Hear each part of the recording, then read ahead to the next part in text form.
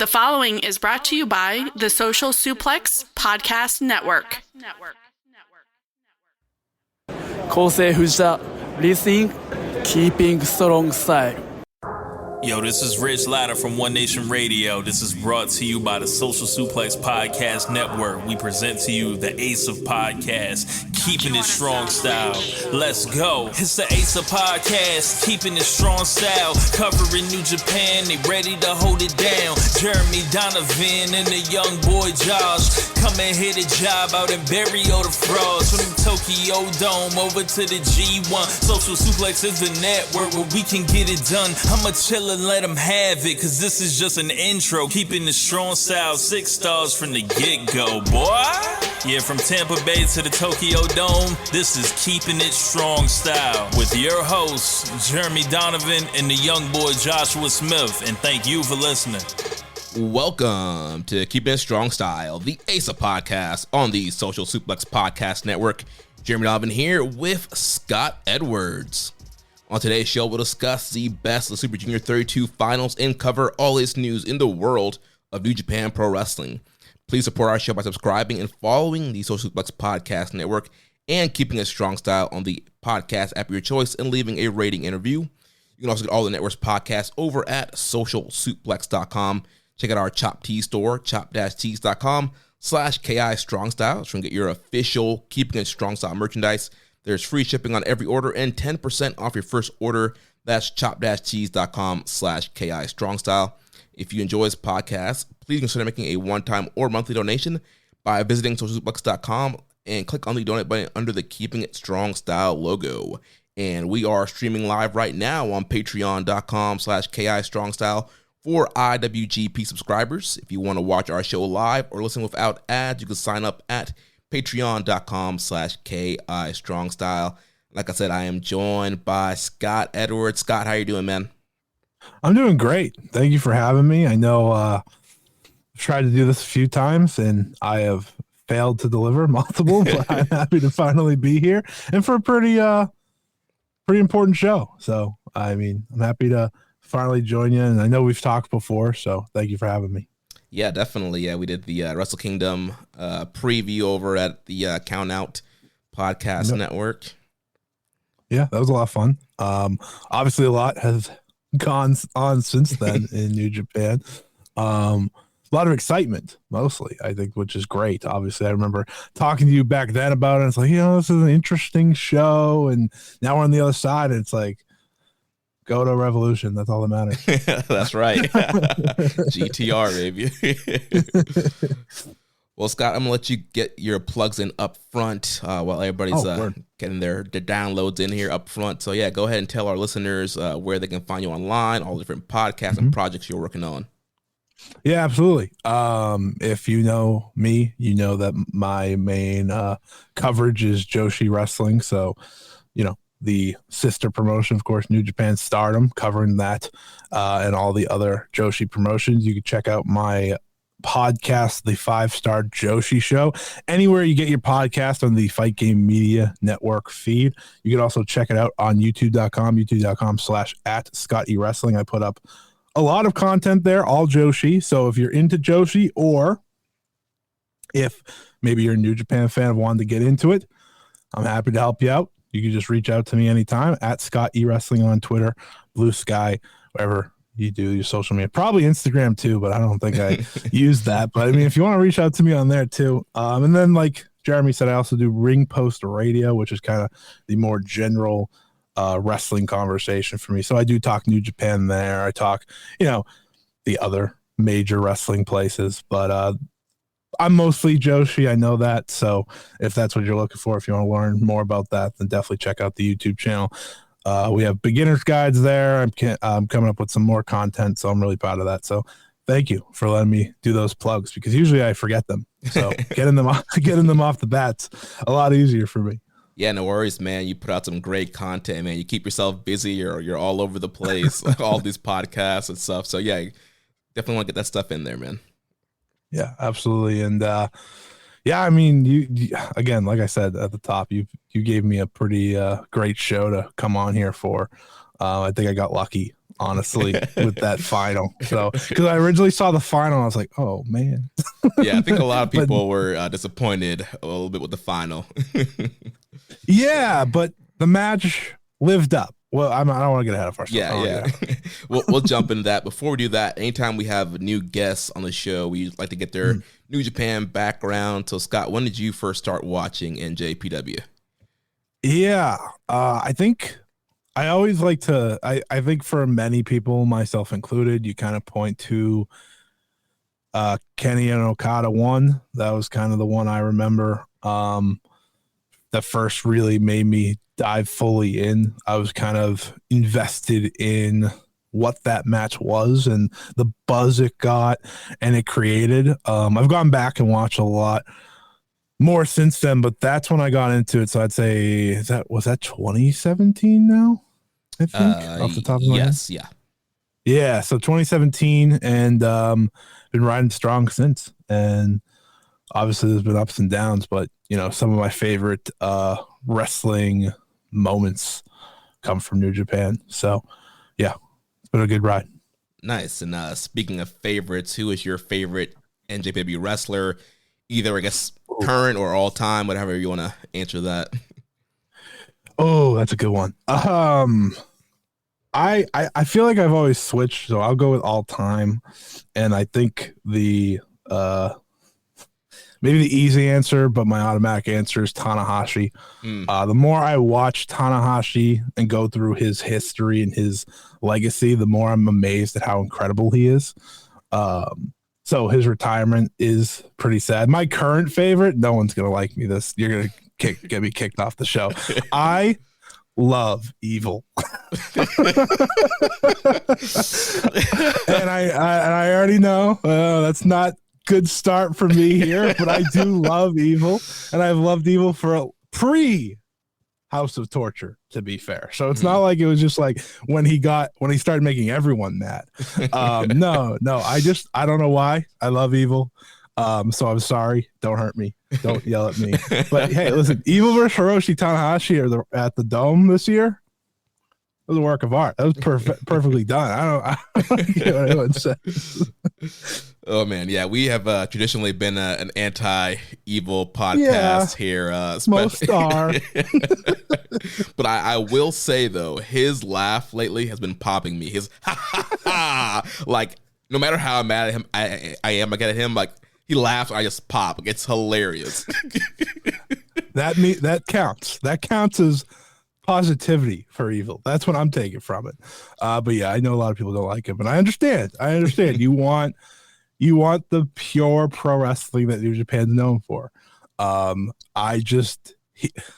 of my favorite matches the past couple of years are when he gets beat. So it's not even like I'm like, he needs to be champion. No, It's like that Hiromu match I always remember very fondly. In the New Japan Cup, I believe. I think it was the New Japan Cup, where it was at Corkin, I think. And I just remember like how crazy the crowd went for that win. And I don't know, he's just a funny guy to me. Yeah, he really is. If you watch him, he is very funny. And yeah, I got to give it to them. They do kind of build up that heat for like, and for us, it might be like, oh my gosh, I don't want Evil to win this match. Like, I can remember, I think it was maybe 2 years ago where he was like, possibly going to the G1 finals. Like if he had won his last match, and like I was getting ready to go on vacation, and I was literally like glued to my phone because like I cannot enjoy my vacation unless I know Evil is eliminated. it's so well done. Like he's such a good heel. To me, I'm gonna probably make more people mad, but like to me, he does what I wish Jon Moxley had done at the beginning of his role. Like I want to hate him because I don't, different reasons, but I don't know. Evil's a funny guy, and he doesn't really win that much anymore, so it's okay. Yeah, like honestly, right? If it's like in the undercard, if it's in the Never Six Man, like not away from the world title, away from the main event, I can live with it. And I really like his feud right now with David Finlay. I'm very excited for that match. So, but I can understand the dislike towards him. The moment I read that question that you told me how to say, I was like, oh no. I was like, I'm going to start this off real hot for myself. Oh man. So last one here, favorite NJPW match. Yes. This might, I don't know if this is a shock, because like I think it's a bona fide 5-star from Dave, so it's not like I'm picking a crazy one. But my favorite New Japan match is G1 Climax 26, Kenny versus Naito. It's not the final one that's obviously very highly acclaimed and rightfully so. It is the one that Kenny won to get into the final.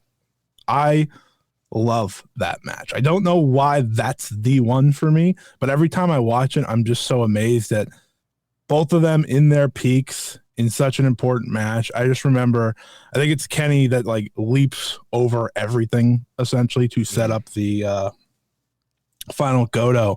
And I just always watch. I'm like, man, there's no wonder why this poor guy dealt with so many injuries, because he was crazy during his peak. But he was incredible. Naito obviously was incredible. Naito's one of my favorites too. So obviously the past this year is not a winning year for me as a Naito and Tanahashi fan. But yeah, that's my favorite New Japan match. Yeah, can't go wrong with that. I mean, can't go wrong with any big time Kenny Omega or Naito match. And you put both of those guys in there during their peak. Yeah, definitely an excellent matchup. Yeah. It's stellar. Like you can really, I think you're right. You can kind of pick anything from like that time period from those two, and it just feels like, oh, that 5-star classic. Oh, that, you know. Same goes with Okada and Tana, obviously, but that one's the one that sticks out for me the most. Yeah. All right. Well, we're gonna jump into best Super Juniors here. So first of all, Scott, I know you didn't watch all the tournament, but how much of the tournament did you see in this run? I watched a lot of the early tournament, and then kind of life took over. So I had to be very picky with a lot of my matches. I watched my guy Kevin Knight lose a lot.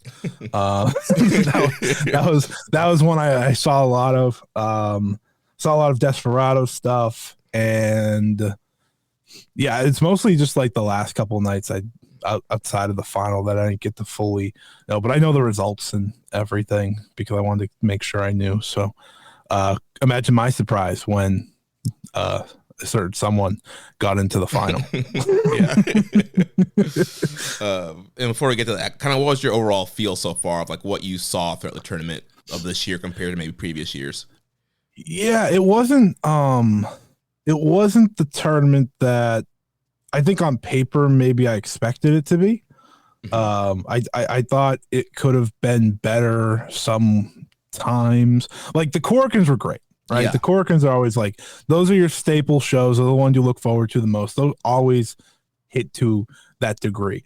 But I feel like I was always looking for like, what is that bona fide, fantastic mid-tournament match? And I kind of always had a tough time answering that. For me, it's almost easier now that it's over to know what was my favorite match. And, you know, maybe it's that for many people. But, you know, you still have the Desperado performances, which are always very good. Like, there may not be a guy I trust more in New Japan outside of, like, Goto to just go out there and deliver every time.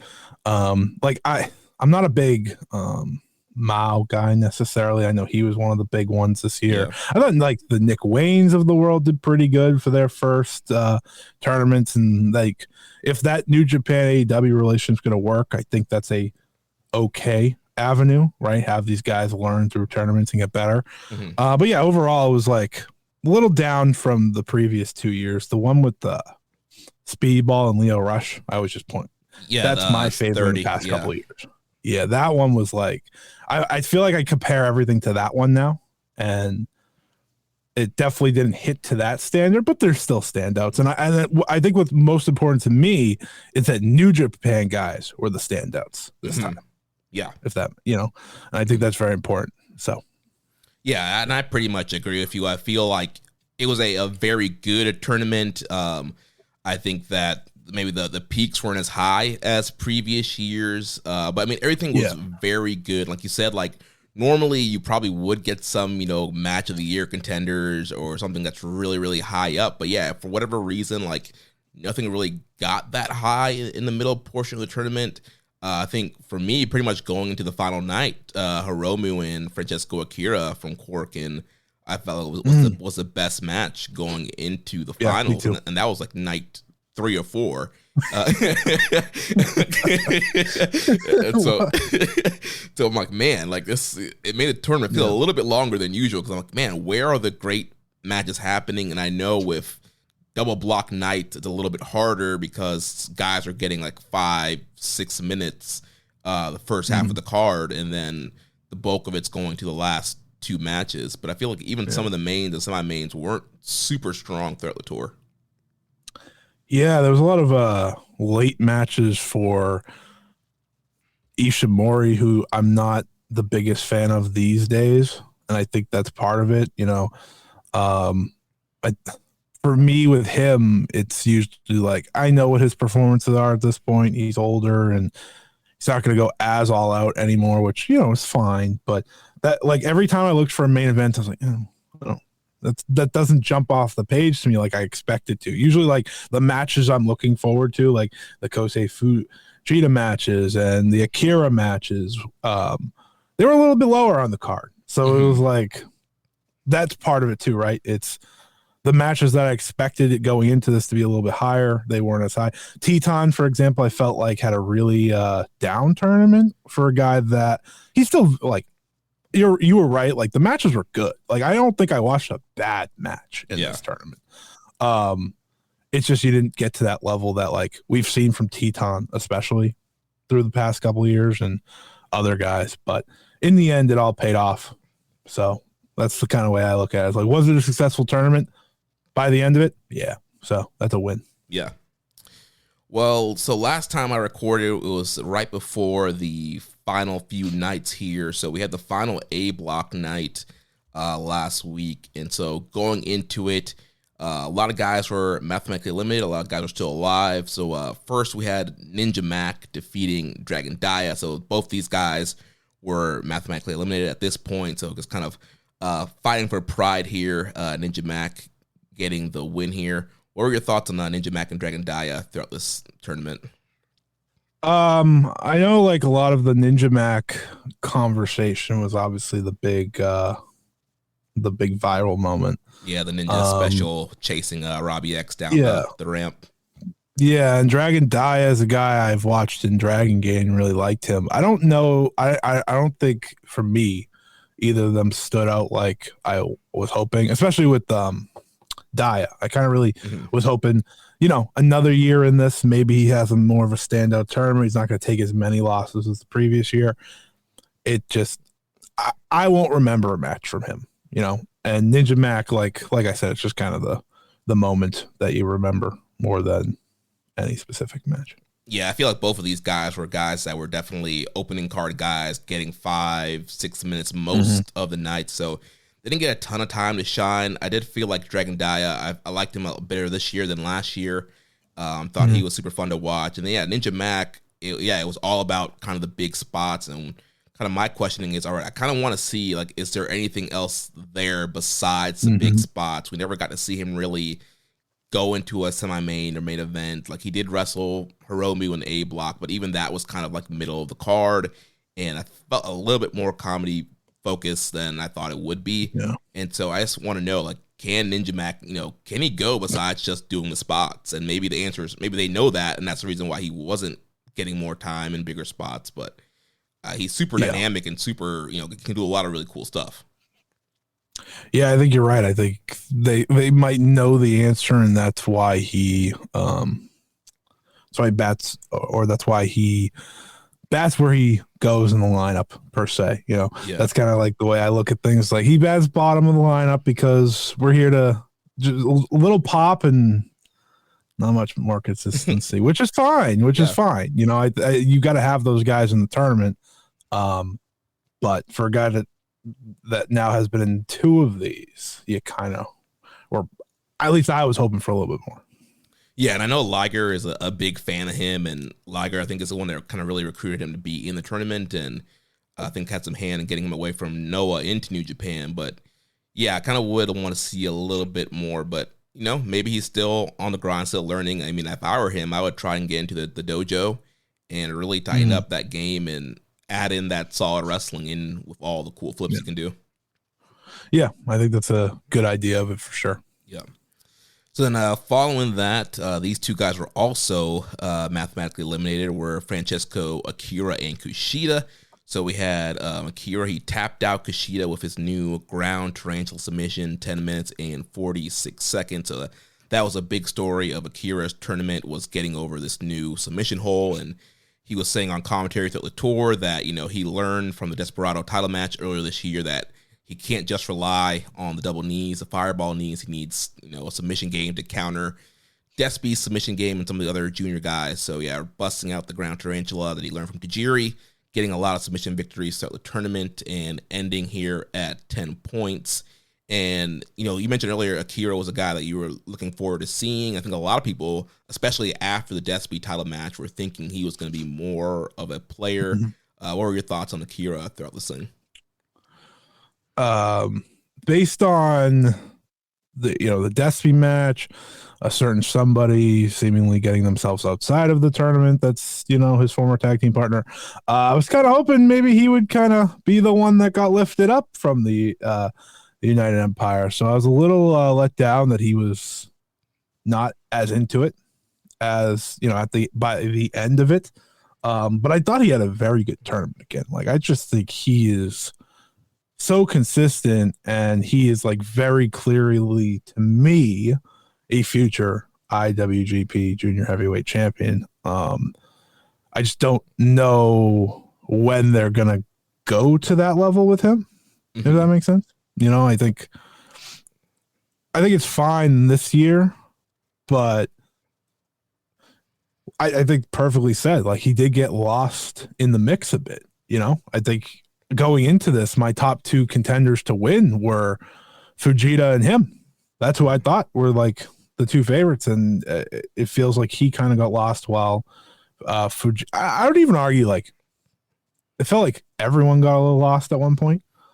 Yeah. I don't know if you felt that way, but even Fujita at one point felt like, because he lost to Ninja Mac, and everyone was like, oh my God, is he out of the tournament now? Like, that was a worrisome moment. I think that's kind of the weird part of this tournament. And that's what happens, though, when the numbers are all so close, is that no one maybe feels like they stood out as much as they should have. And Akira was definitely part of that. Yeah, I thought, after the Destiny match, he had the new presentation, the Crown of Fire, the new gear, the new music. I was like, yeah, this guy, and he put on a lot of muscle mass. I was like, he looks like a star. I'm like, yeah, he should be the guy that they should be pushing as the top foreign ace of the junior division. And I was totally expecting him to be alive going into the final night and potentially even going to the final, winning the whole thing and running it back with Despy. But yeah, for whatever reason, they didn't go with him. And we did get a question from Rainbow and Slam Pig asking what's next for Akira. And I don't know. I mean, we're coming up on the summer months. There will be the New Japan Soul Tour, I think, before G1. And then G1's here. And then juniors are kind of, gone. So I don't know what their game plan is for him next. U.S. indie dates. That's probably what's up next for him, truthfully. For me, he would be one of Fujita's top rivals in the long run. They're both so young, they're both so young. They're both so good. And I hope that's kind of,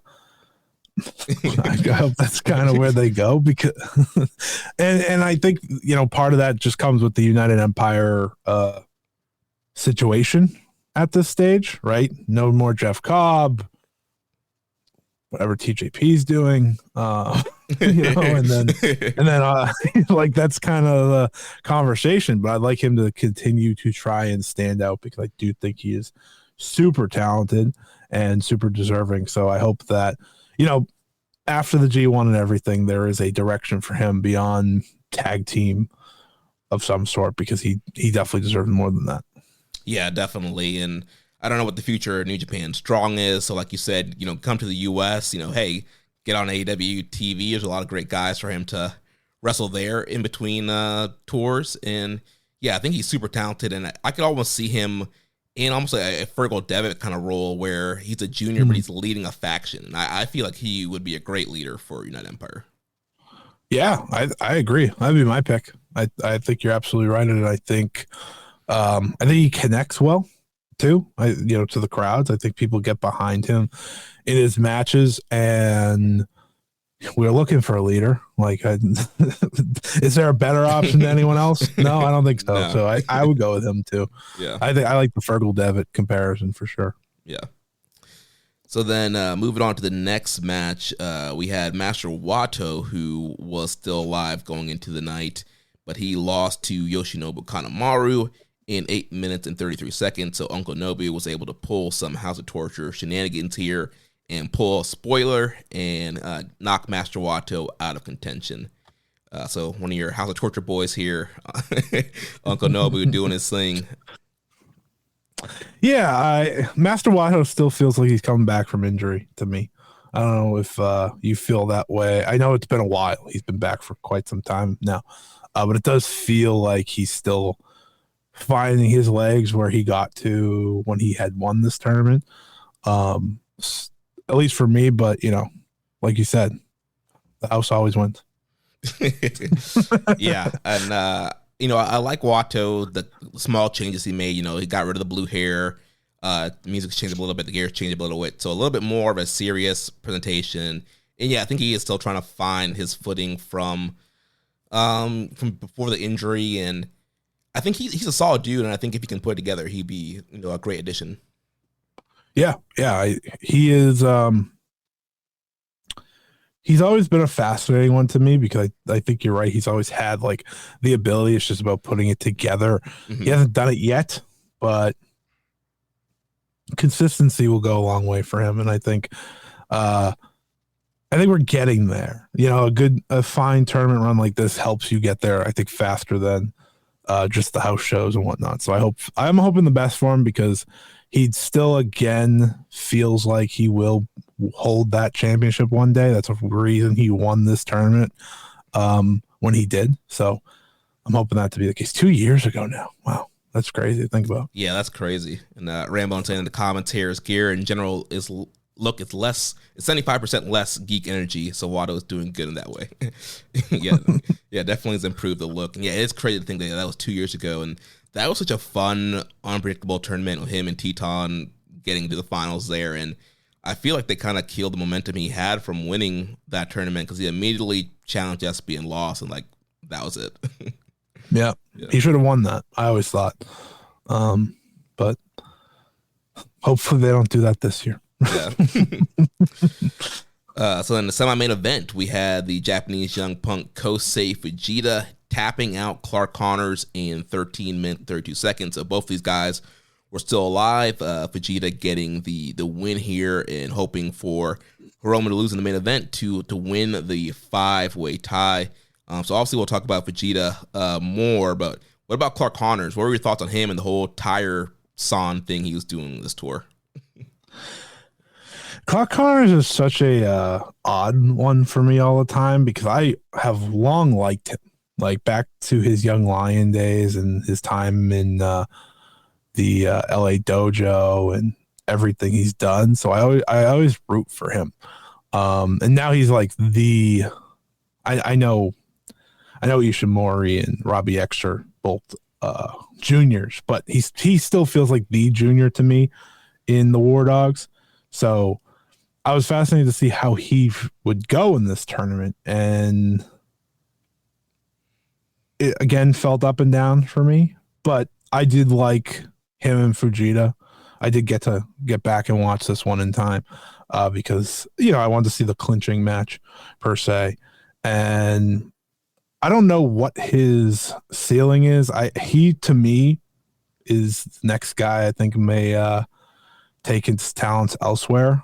So maybe that's kind of, it's always I don't know how, like, as I don't know how you guys may feel like when it comes to certain foreigners, but to me, I feel like that's always part of it is like, he's going to probably sign, if him and Tekla are obviously together, and Tekla just debuted in AEW. So I'm like, okay, this is, I'm starting to piece things together. Clark Connors had his little moment a few months ago in AEW, right? Mm-hmm. So starting to think this could very well have been his last tournament, which, is a tough loss because I do think he's one of the good ones, and he's ground up built in this company. So it's always, I feel like it's worse to lose those guys. Yeah, I feel like that original LA Dojo class was just really, really sharp. And, that Young Lions Cup they had in 2019, you saw how those guys were performing and kind of outpacing the Noge Dojo guys at one point. And I feel like there was a lot left on the table with a lot of those LA Dojo guys, including Clark. And yeah, I enjoyed him from those days. And he was a pillar of the weekly New Japan Strong TV show and was very entertaining there. And, he was a last-minute fill-in at Forbidden Door a few years ago. Great on that. Yeah, got super over with the crowd. And, yeah, he's a super talented dude. And, I don't know, what his future is or ceiling in New Japan. But this tournament was a little confusing for me because, out of nowhere, he's rolling a tire out to the ring and he's using a tire as a weapon throughout the tournament. And he's throwing it at the railing and it's hitting him back in the face. And right in front of the referee, he's, dropping people on it. And I'm like, I just don't get what's going on here. Yeah. Not the time I'd pick this new odd gimmick, but that can be the frustration, maybe, I think is. Yeah. Again, Clark's a guy, especially when he was, figured he was the Rhino. Yeah. Wild Rhino. Yeah. Really liked him there. Like, I felt like he felt like a great baby face, and then they went with heel, which I understood. That was a way to elevate all of them. But I still feel like that's his best role to me. Yeah. I just feel like he's a great baby face wrestler. Maybe we'll get back to that someday. The tire was a choice. Yeah, and I don't know if that was his choice, Gato's choice, whoever it was, but yeah, that was a weird thing, especially following that hardcore match he had to Desperado, and I feel like he got a lot of people's respect and a lot of eyeballs on him after that match, and then he just kind of felt like more of a mid-card kind of comedy guy with the tire. Yeah, which he should not be. He should not be a comedic. I'll just say it. Maybe a little too much comedy in this tournament this year. Yeah, I 100% agree. Like, you have guys that are supposed to do the comedy, and you have guys that are supposed to be serious, and it felt like there was a mixture of everyone almost. Yeah. Maybe not everyone, but a lot of the field. And as a guy that does not particularly love comedy wrestling, yeah, I can do it a little bit less, especially since we had Mao in this thing. You had Gucci in here, you had Yo in here. Like, a lot of guys were doing a lot of goofy stuff throughout this tournament, and I think Clark would have benefited from being the ass kicker, being serious. But oh well. is right. Then the main event was Robbie X from the Bullet Club War Dogs pulling the upset victory here and defeating Hiromu Takahashi. So he played spoiler here, knocked Hiromu out from winning, which created the 5-way tie that allowed Kosei Fujita to advance to the finals of the tournament. What are your thoughts on Robbie X has been so far? He's been teaming with Ishimori this year, last-minute replacement for Bushi this year. What do you think about him? He's fine. He's fine. I don't know. Yeah. Like, my mindset here is that this would have been Bushi versus Hiromu, and that makes me sad. That would have been such a interesting way to book this match, with Bushi ending Hiromu's run. Like, I thought that, that's kind of all I think of when I look at this match, is like, oh, this could have a lot of story element to it. These two obviously in their respect for each other. Robbie X did fine on short notice. I actually thought he was going to be in the tournament anyways. Yeah. So when he wasn't, it was a real shock. Yeah, but I mean, I'm pretty impressed with him. I mean, he doesn't have the best look, but I think he can do a lot of cool stuff, and I feel like he just tries really, really hard. And I've seen some of his Rev Pro stuff, and he just feels like a guy that no matter what spot on the card he's on, who he's facing, he always tries really, really hard. And so I thought he looked great in this main event here, and hit the X Express to get the upset on Hiromu. And so, yeah, nice little win for him. And then he told Fujita post-match, if you win this thing and beat Despy, I want to be your first challenger. So kind of setting himself up. Great for him to, end the tournament with a Hiromu win. I mean, I know a lot of people are talking about Hiromu potentially jumping up to the G1 now. He's even said it finally. after all these years. I feel like we've all been asking, hey, Hiromu, you want to move on up? Yeah. So obviously massive win for him, and it pays off for hard work for him. He's obviously been working towards this. He always felt like a guy that could make his way over. I like him and Ishimori together, actually, as someone who hasn't loved Ishimori as a solo the past, while. So I think if they can keep building that, that'll be really good for Robbie X to be around more than just tournament time. Yeah, I thought their match against Fujita and Eagles was awesome earlier this year. Yes. And so, yeah, I think that's a great team to have to plug in that junior tag team mix. Yeah. Any thoughts on Hiromu this year? Also, we talked about him potentially, going to G1 and moving up, but any thoughts on his tournament this year? He's capped and consistent. It's like you just know Hiromu's going to give you some of the best matches of the tournament each and every year. I feel like he gets counted out on. People don't want to see him win again for obvious reasons, but it's hard to argue when, you like you said, that match with Akira was, I thought, the best up until the final night. And he just had matches continuously throughout where you're like, that was good, that was good, that was solid, that was very good. It's just what he does, He's Hiromu's always on, he's always on the same mode to me. Obviously, he can lift himself up a little bit more to like that main event level Hiromu, but I'll always have an appreciation for Hiromu. If this ends up being his last Best of Super Juniors, which I wouldn't say that's necessarily a guarantee, even if he does do the G1. He went out strong once again, and they have their new ace of the division to me. So yeah, it's a good time for him to move up finally. Yeah, and I totally agree with you. I feel like a lot of people, including us sometimes, can be critical on like, all right, he's not, peak Hiromu. It's not 2017. Sure. And I think a lot of people were critical after the Naito match this year and kind of thinking he's washed and done. But then I watch this tournament and I'm looking at, how I'm rating these matches. And I'm like, yeah, every A block night's like, yep, Hiromu, best match of the night, Hiromu. It's like, yeah, this guy's super consistent. I would say, for me, he's my A-block MVP. I feel like he was super consistent the whole tournament. Like, every match he had was very good to great. And, yeah, definitely a great guy to have in this thing year in and year out, even as he gets older. But I do think, yeah, now is a great year to get him in the G1, do some more open weight stuff. He was feuding with Ishii right before this tournament happened. So I'd love to get another match with him and Ishii. But yeah, I'm totally into Hiromu, and I really want to see him do some more heavyweight stuff. I love his heavyweight stuff. I know the Naito match is the Naito match, but we know where Naito was at too. So yeah, it's hard to look back at that and then look at this tournament and be like, oh, it was both of it. It was probably Naito mostly, and Hiromu did everything he could, I think, to make that salvageable. Him in the heavyweight division has been something that they've teased. Obviously, when he was in the New Japan Cup, we got a taste of what it could look like a few years ago. It's exciting. And who was the last year when he challenged for the? Oh, was it last year when he challenged for the Never? I think so. My brain is like not happening right now. I cannot. Was it against Hanare? Yes, that sounds. I think you're right. Yeah, that sounds right. I don't know why. Like I just like, yeah, it was against Hanare. It was at Cork, and I just remember like again. Yeah, that match was incredible.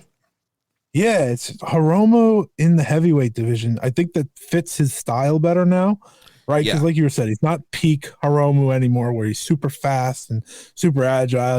A neck injury will do that to you, but he's still so good and he's still so over. You put him in there with the heavyweights, I think he's gonna crush it. So he doesn't have to like finish strong. Just give me Hiromu in the G1 instead of I'm not gonna name names. I'm gonna be nice. But yeah, I think that a G1 would totally fit his style. He doesn't have to do the super crazy high flying moves. He can be more of that power hard hitter, which he's already kind of been transitioning that style. He's doing a lot more lariats and a lot more power moves, and I feel like he's put on some size too. I don't know if he's actually even a junior anymore. Let's get the scales out for some of these guys, but yeah, I think that he'll be a lot of fun in G1. Yeah, I mean, he could just take Naito's spot. Exactly. Yeah, we got some spots. Easy flip. Yeah, and I there's some matchups I could get really excited for if it were to work out. Yeah. Obviously remains to be seen if he's even in it, but I hope he is. Yeah.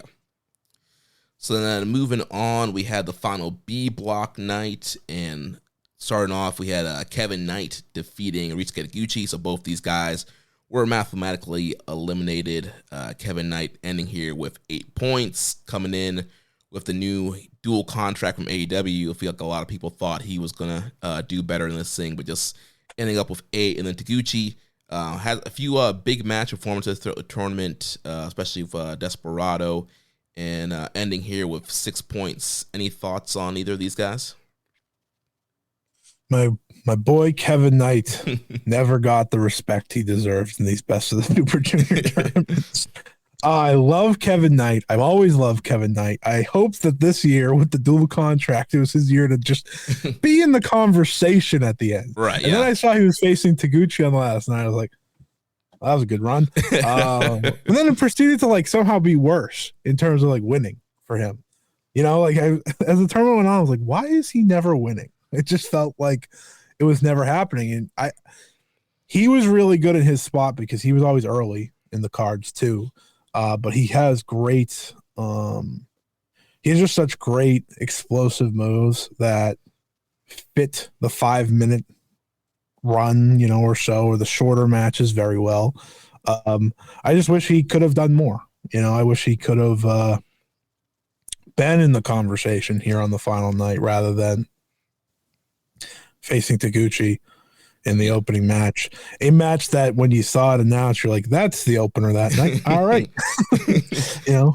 That's the problem. And Taguchi did pretty good. I was shocked to see Taguchi in it again. I feel like he had his swan song.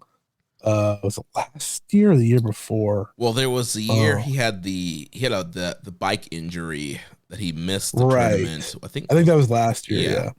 So I thought he was done, but maybe they wanted to give him another run because the bike injury and such. I mean, he's still very solid for his status. Like you said, the match with Desperado, and I think the main event with Ishimori in his hometown, those were very solid.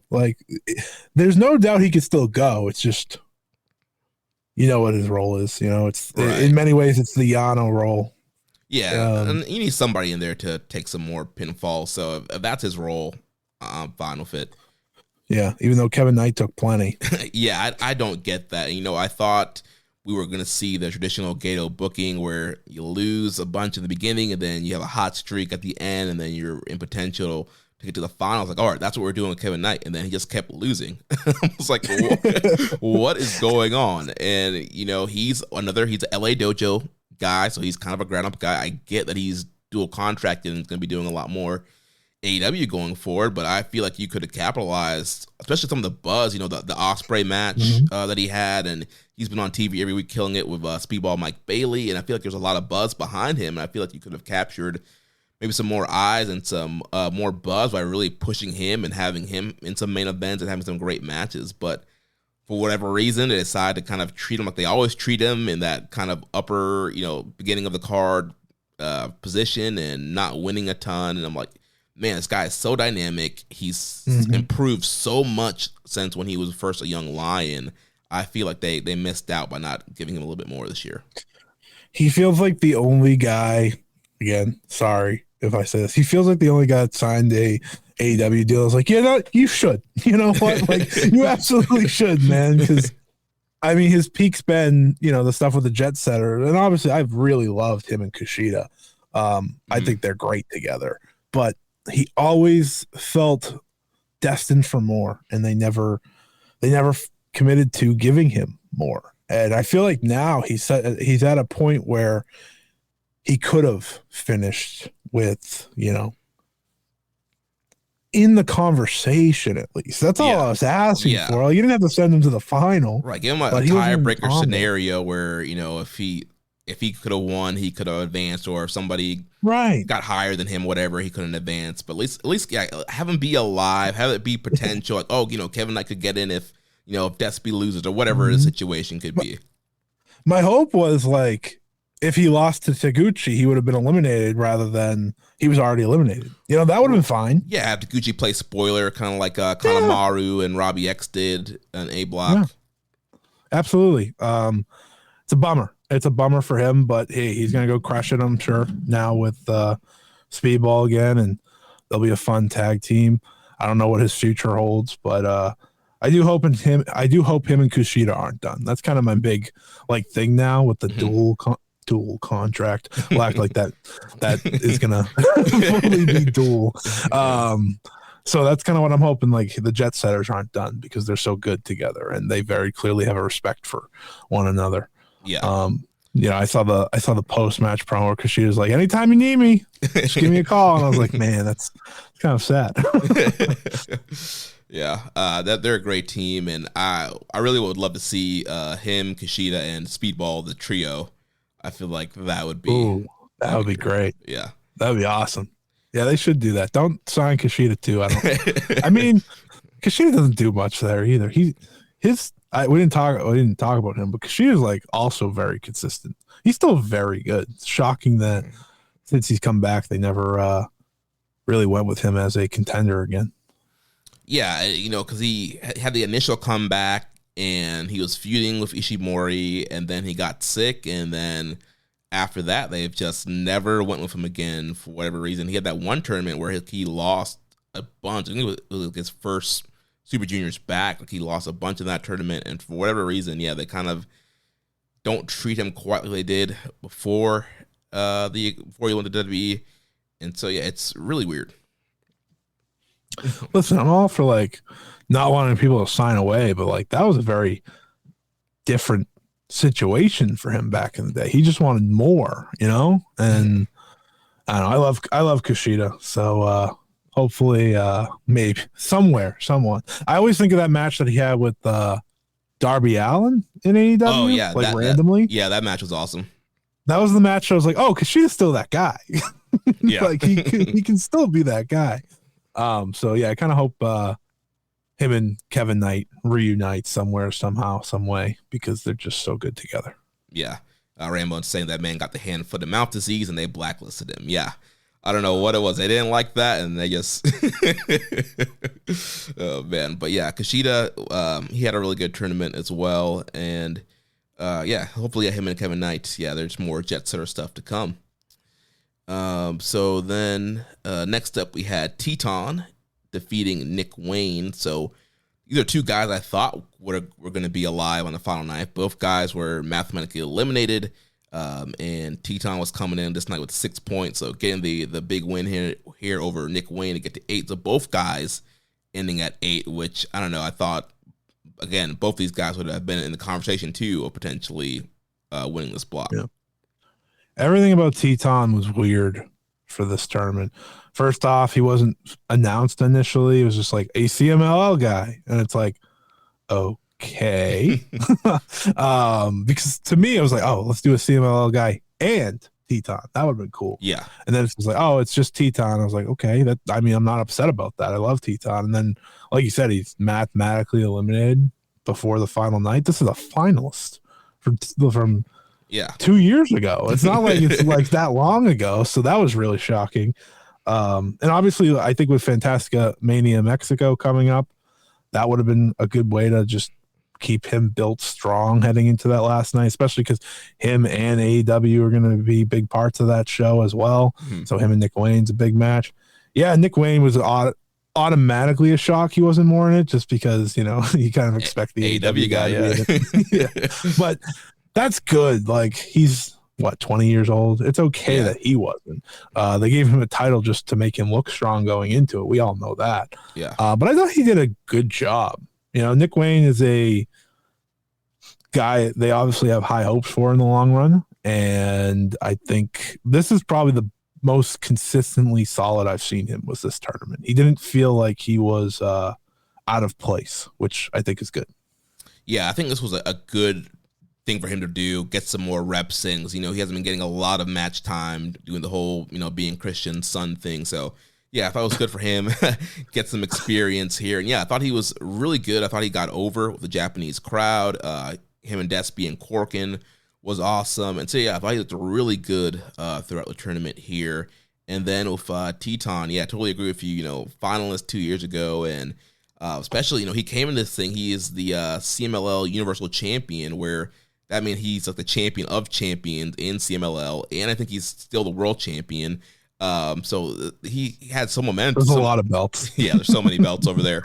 But coming in with so much momentum from CMLL stuff and being a finalist 2 years ago, and was also, a nice part of LIJ. I know that's kind of not existing anymore, but, he had a lot of usage there. Him and Bushi were teaming up a lot, and they would bring him in more often. So I'm like, maybe he can get back into, maybe even win this thing. But yeah, for whatever reason, he was that, pin eater in this block, and just barely getting 8 points here seems very, very weird. It's yeah. Then after that, we had Mao and Sho. So both these guys were alive. Mao ends up getting the win to get to 12 points. This match was filled with all kind of DT shenanigans. We had Mao driving the car out to hit Sho with the car, and only getting a near fall off of that. And you just had all the DDT and how the torture shenanigans all mixed together. But in the end, Mao ended up getting the win and getting a 12, and hoping that things would work its way. Any thoughts on these guys? I can't, as much as I love Evil, I do wish Sho was a real wrestler. I will always say that. That one makes me sad. Always, because Sho was so good, he was. And you can tell through this tournament, I think he might feel complacent. He doesn't he's not as into it as maybe he once was, whether it be the heel character or just overall. And I think that's a shame, because we all know how good Sho was. And even sometimes, not as much as like an Evil per se, but even sometimes as a heel, he'll have a good performance once in a while. When the DDT match is what is the match I see a lot of people celebrating Sho's performance of the whole tournament, it's kind of a bummer. It's kind of a bummer. Like, it's like, oh man. Yeah. And Mao, know a lot of people like him, and I think he did pretty good for his first tournament. He's dynamic. He's very dynamic. I give him that. He's very charismatic as well. I'm sure this won't be his last tournament. Yeah. The first half of the tournament, he was really winning me over. I thought, super dynamic, super smooth, really stiff worker. And then the second half, he really kind of dived into DDT stuff. He had a match with Taguchi where he had a lot of butt stuff there. And then this match, he had the car, he had the bicycle. I thought, the spirit of Dusty Rose was going to pop out. He got a bicycle. And he's just constantly running over Sho with stuff and just being super goofy. And I'm just like, I don't know if I want all that. Like, if you just wrestle and leave all the DDTism on the final night of the block too, that might be the most difficult part. It's like, man, I kind of wanted you to I don't know, have the big match. You and Sho. I think it could have worked differently because people like Mao and people don't like Sho. So that crowd would have been really invested in what it could have been. But I do like the near fall on getting hit by a car. I think that is creativity at its finest. And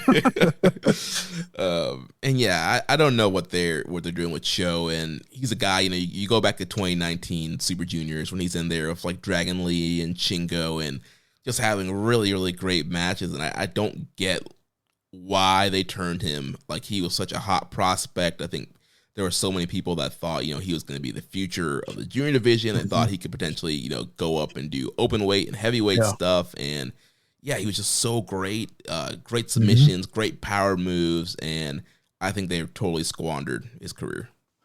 Yeah. It doesn't feel like it was ever his call. The rest of House of Torture feels very committed to what it is, right?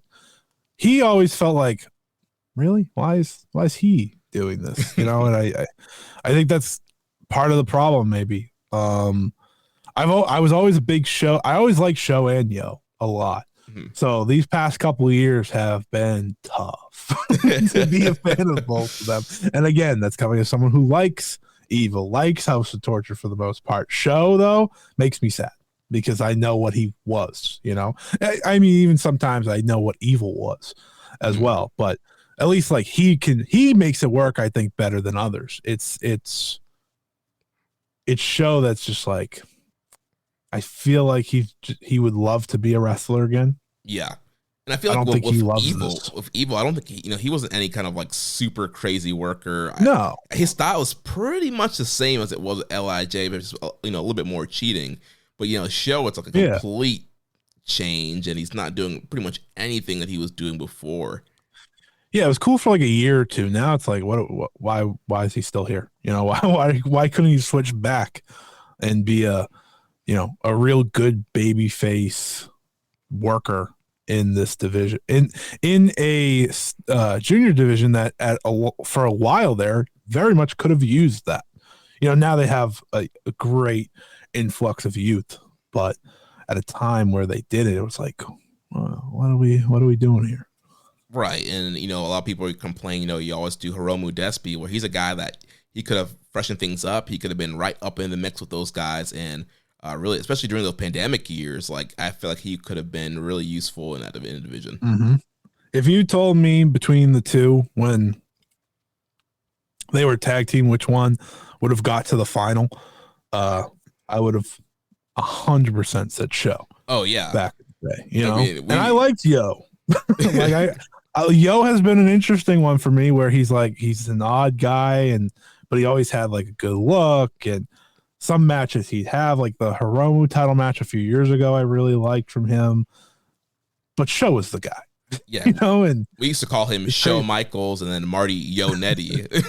Yeah, like that's unfortunately the truth. But like at the same time, them in the final against each other also felt like something that was so easy for this company to book. And yeah.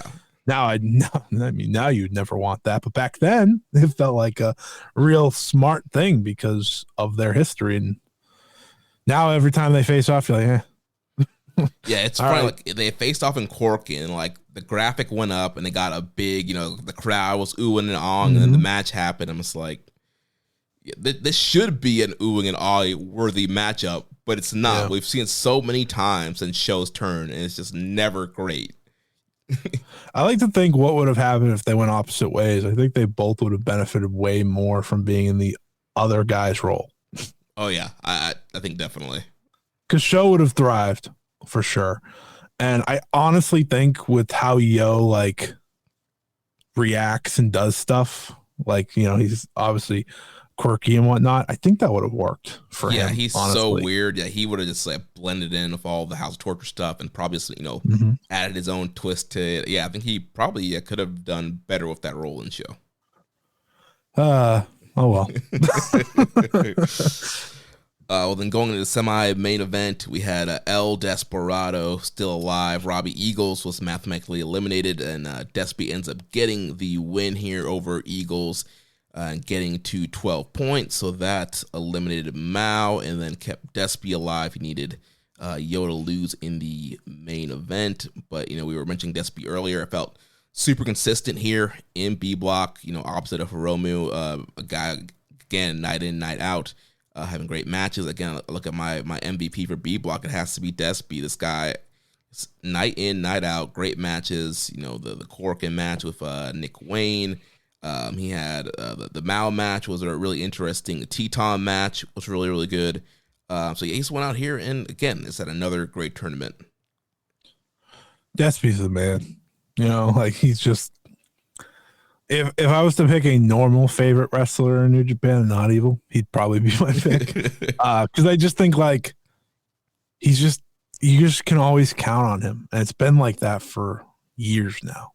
And I'm obviously very excited for him in June Kosei one more time. I think that'll be a lot of fun. I like that they're kind of closing that chapter in a major way rather than however they may have wanted to do. And I think that obviously should excite New Japan fans because as focused and as great as Despy's been, maybe this is even more of a focus for him post that match. It's like that.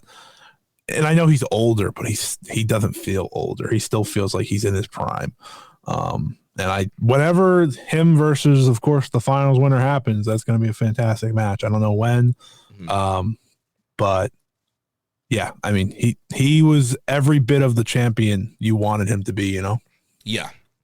And then for Robbie Eagles, I think he had a solid tournament. He's another guy that I would like to see them do more with. I think Robbie is so great and has some really great matches when he gets single stuff. And him and Fujita are a great team. And he's been in this thing for quite some time now, and they just never really go with him. I feel like he would be really great in a finals. Yeah, he feels like the perfect finals runner-up. Yeah. And it feels like they've had so many chances to do that. Him put on a great final with someone, and I feel like every time we get to this point, it's like, really, you don't see that with him? I know he's been champion before, but it was for a cup of coffee during the COVID era. Like, very easy not to remember that.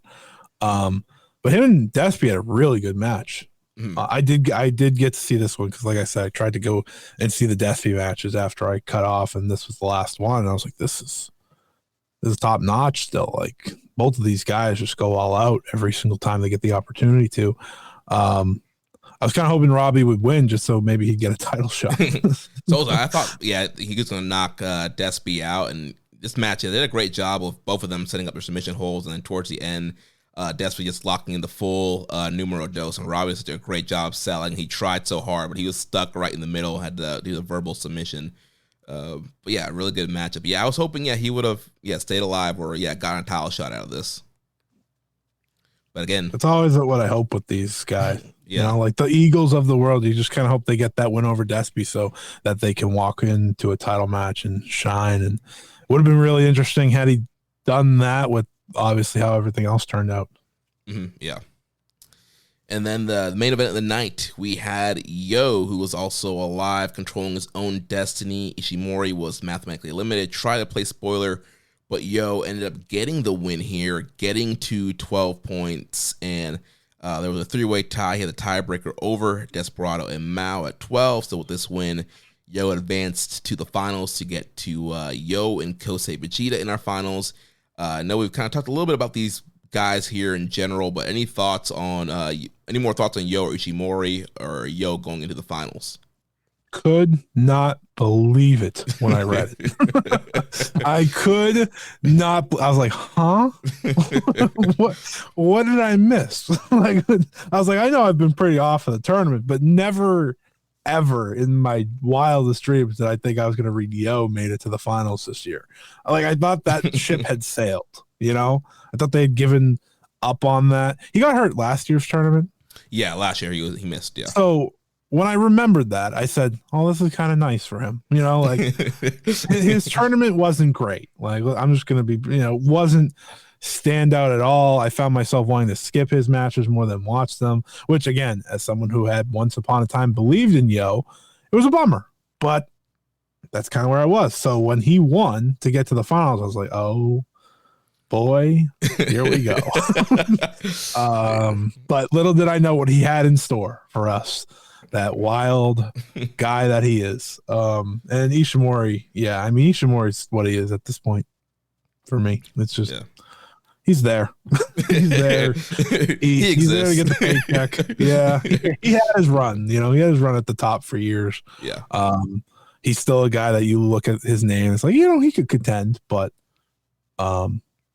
still shocked that Yo won here. I was shocked in real time when I was watching this match and he won, and I was like, why? What are we doing here? Why? I don't think there was one Yo match I like this whole tournament at all. And I was like, really? He has his Ziploc gear. He's trying to kiss people the whole tournament. Gear is crazy. He was just being weird and wacky the whole tournament. And I'm like, fine, do your thing, but I don't want him in the finals. And I'm like, really? There wasn't anybody else from B. Like, why couldn't we get Teton in this thing? Robbie E. Like, there's so many choices. Literally anybody else from B Block. I would have. Be careful, you might have got show. Oh, yeah, okay. Not anybody, but but there's a lot of other choices besides Yo. So I was very confused and annoyed on like what the game plan here was. I feel like there's you want Vegeta to have a great match. There's so many people you could have picked. I mean, I thought Vegeta versus Eagles could have been a cool thing to do. Have the Ichiban Sweet Boys collide there in the finals, but they went with Yo. And until I saw the match, I was not happy about it. That's the beauty, I think, sometimes of these crazy decisions. Though it's like your expectations are so low that you're like, here we go, and then they do what they did. And it's like, oh, all right. Maybe that wasn't such a bad decision in retrospect, because to me it ended up being like probably his last hurrah, because he never became what they wanted him to. I know that. You know that, like, they surely always hoped he'd become like a guy capable of being champion, but he never reached that level. Now, if he wrestled like he did in the final all the time, we'd have a different conversation. Yeah, he did. But why couldn't he wrestle the whole tournament like he did in the finals?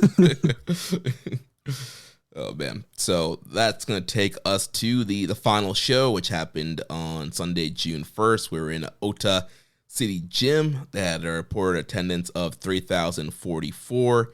So this is down from the 53rd anniversary this year, which is 3,335, but up from New Year's Dash this year, which is 2,348. So the show opened up. We had Robbie X defeating Shomakato in 4 minutes and 49 seconds in the kickoff match. So just kind of a attaboy for Robbie X for being in the tournament and giving him a win over Shomakato to open the show here. Nice attaboy, doesn't hurt anyone. Yeah. Do you have any thoughts on Shomakato and his young lion run so far? I find him exciting. I don't know why. I just I'm very engaged in what he could become, and it feels like when those young lions stand out just a little, it's like, okay, we have potentially something special here in the long run. I like him. I like him a lot. Him versus Robbie X wasn't the match I was like expecting. I thought it was pretty solid for an opener though. Yeah. I'm digging Shomakato a lot. I know a lot of people are all in on Daiki Nagai, which I think Daiki's understandable. Is awesome. But yeah, I feel like Shomakato is a little underrated, and I really liked his match with Tanahashi a few months ago, and I feel like he's really starting to put them things together. And man, he was chopping the crap out of Robbie X in this match, and so yeah, I think he's a guy that keep our eyes on. Mm-hmm. Couldn't agree more. Then next up, we had your boys, the House of Torture, Ren Narita, Sonata, Sho, Kanemaru, and Yujiro. They defeated the Jet Setters, Wato, Bolton Oleg, and Toru Yano in 8 minutes and 14 seconds. So pretty much this was just kind of some of the leftovers from the tournament and some of the heavyweight guys coming back on the tour. Not a ton of storyline really development here, I guess, with Kanemaru and Sho, I think, are going to be challenging for the junior tag titles at some point. But outside of that, they really didn't really. It was just kind of here are the guys that don't have anything else going on. Let's throw them in the match. House always wins. Then following that, we had United Empire, Callum Newman, Francisco Akira, and Great Okan, and they defeated Taichi, Hanma, and Yoshihashi. So this was the build up the tag title match that's coming up with Taichi and Ishii challenging O'Connor Newman. Ishii still in the U.S. He was doing some AEW dates. So Taichi here, the main one, carrying the load for the team. But I thought a lot of great interactions here between Taichi and Callum Newman. And they had some heat post-match. They had a little pull-apart brawl there, getting in each other's face. I really like the Taichi Ishii team. I like the old grizzled guys that kind of hate everything. Yeah. it's relatable. Oh, I don't like this. I think them versus Newman and Okan will be very good. I think like that'll be one of those matches from Dominion. If they're given the time, we'll be like, oh, that was kind of like a standout in terms of, because obviously everyone's looking at the top matches, but that'll be one of those. If they're given 10 minutes, they're just gonna go for it all, really, from start to finish. And I think it'll be one of the better tag matches of the year. I think. I think I agree with Taichi being one of the best tag wrestlers. I love Taichi. I have for a long time. So anytime he gets a big title shot of some sort, I'm all in on that. Yeah, he's always obviously Dangerous Techers, super great tag team. And yeah, him and Ishii here, I think, are really team. And yeah, I agree. Like them against Okan and Newman.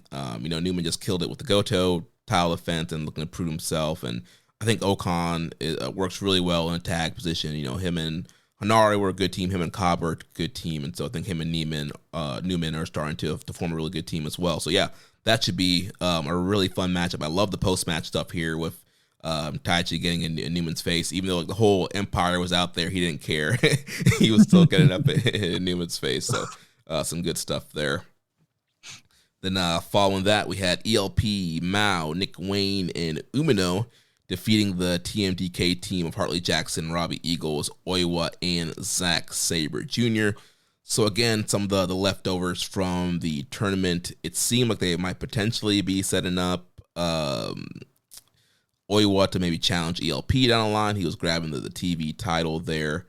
But outside of that, not too much. It seemed like they possibly were teasing Hartley Jackson getting a shot, but ELP ended up pinning him with the CR2. Yeah, I don't want to see Shota Umino and Zack Sabre Jr. near each other for a very long time. I gotta say that the interactions they had in this match were actually pretty good. Yeah, I mean, Shota's been better since like the I don't even know what to call it. The change, I guess. Like he didn't turn. Yeah, he's still the baby face. But I've liked his style a lot better. So that's been nice. And I like Hartley Jackson. I don't know about you, but I think he's a lot of fun. And I thought he was going to win too. I got really excited watching this, and I was like, oh, man. Yeah, he's been a great addition on these tours. A guy that's going to be in these undercard, mid-card tags and do some really cool power stuff. Him and Ishii had some great interactions a couple tours ago. And so, yeah, he's a great addition to TMDK in the roster. And I know he pretty much is their pin eater, but I would love to see him in G1. I think he could be your guy that eats a lot of losses. Yeah. Give me him and Takeshita. Oh man. I know, like, obviously when Takeshita's in, you want to spend him on very important matches. I understand that. But him and Harley Jackson would have a heater. I'm just saying.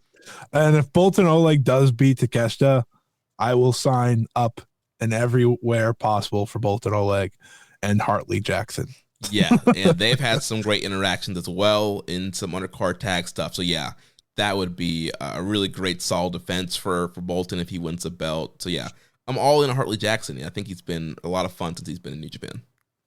Yeah, he's a fun part of what TMDK is, because obviously they don't have I guess Oiwa was the big hulking guy of that group, which, he's not that. He's pretty big compared to some, but like Harley Jackson's a big dude. Yeah. And I like that dynamic that he brings. Yeah, and I love the spot where like they're all doing the submission holds, all three of them. And he's running around trying to figure out like, where do I go? Like, which hold do I grab? And he finally grabs an ankle. He's like, yeah, the crowd pops. Yeah, he's over too. That's the fun part. Like, he's a fun guy to have on the roster, Yeah. Any thoughts on Oiwa? I know a lot of people think he is like the next guy. He's an ace. What are your thoughts on Oiwa? I love him. I really do. I feel like they've cooled him off a lot. Mm-hmm. But that's what the G1's for, heating him up, and I'm excited to see what he does in the G1. He's a guy that I feel like he had the best excursion out of that group of guys. I know he's not one of the Musketeers, but we put him in that. Yeah, pretty much same generation. Yeah, right. And there was a reason he was the guy in the N1 and fighting Kaito Kiyomiya for the belt. He was fighting for the belt. Like, he had main event matches already. So he's a guy that I hope maybe we give up on one or the other soon. Not give up. Maybe that's a little extreme, but like let's give Oiwa the chances that the Shota Umanos consistently are getting, right? Because I think he can stand up. I mean, his match with Takeshita was awesome. So like more of that and maybe less TV title things. I don't think he needs to be doing that. I think he's ready to make the next step, and I hope the G1 can be that for him. Yeah, they've been giving him a lot of failed title challenges. Yeah, TV title, never title. And it's like, I don't get what Gato's kind of pattern is here with some of these young guys. Like, they come back from excursion, like, they're still almost treated like young lions where they're I mean, they're getting title matches and they're getting big matches, but they're still losing a lot. And it's like, all right, like, I get it. Like, they're the younger guys still, but like, we need to make new stars. We need to get them on the same level as everybody else, or even surpass everybody else. Like, let's push them. Like, let's give them some big wins out the gate and not do this kind of slow build. I mean, to me, it's very telling that Tanahashi match that Tanahashi made, like putting him in that, obviously with Kiyomiya, like seeing those two back together will be really cool. And yeah, I think that's the other part with Oiwa is like New Japan fans got to see him on his excursion. Like, you could go to a Noah show and see what he was doing, and he was doing great things. I feel a lot of Noah fans are like, can we keep him? like, can we keep this guy? Because he's pretty awesome. And it's like, I'm not saying he would be champion over there, but he got pretty close. And as I've seen in Noah, they're not scared to give it to the young guy. Right. Yeah. Right. Yeah. Yeah. Like, that's Ozawa, the reason they're getting all this steam. Like, Ozawa is a fascinating wrestler who's very comparable to, what I'm seeing in Stardom with Saya Kamatani. You're seeing like this very specific young character create. New Japan's so funny because they went with the old guy, and that's been the boost for them, rather than going with the young guy, which with the younger wrestler, which everyone else is going for. But that's the beauty of New Japan. It's like they don't have to follow that. But again, at the end of this, you want to see one of those young guys get to the top. And for me, I just want to see Oiwa in a big match by Wrestle Kingdom. Yeah, same. I don't want him in an undercard. Yeah, I feel like a lot of those guys. Because I think he is better. I think he is better than Shota. Yu Uemura is fascinating to me. I think he's going to be fantastic. Yota Tsuji's Yota Tsuji. That's the guy. I know. That's the guy they have the most trust in, rightfully so. But Oiwa he's constantly good. Anytime he gets the chance, I just want to see him further up now. Yeah, hopefully in the G1 he could break out, and I think all those guys need to be in big matches come Wrestle Kingdom and really start transitioning them into like, all right, these are our top guys in general. And I get maybe you pick one to be the tippy top guy, but all those guys should kind of be in the mix, in the title picture, and kind of be the established guys. Yeah, I mean, every Wrestle Kingdom you see now, it's been Okada's last Wrestle Kingdom, Naito's last Wrestle Kingdom. Now it's going to be Tanahashi's last Wrestle Kingdom. Just go with the guys, like, there's not much legends left to have their last Wrestle Kingdom. So yeah, you need to count on build these guys up so you can just be like, all right, we have a great Oiwa match, we have a great Tsuji match, we have a great Yuya match, like, and build these guys up.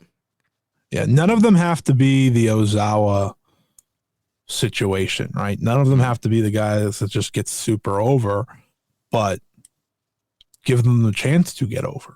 Right, yeah. If they lose constantly, it's like, like, it's hard to grab onto them because, like, oh, he's in a title match, that's cool, but yeah, because I think it takes a lot to wash that stink of losing a lot. And you look at a guy like David Finlay, who was, lower card, mid card guy for such a long time, kind of that goofy tag team with Juice, and I feel like it took fans a long time to come back around on Finlay, and it took a while for this push to really set in because he had just lost so much.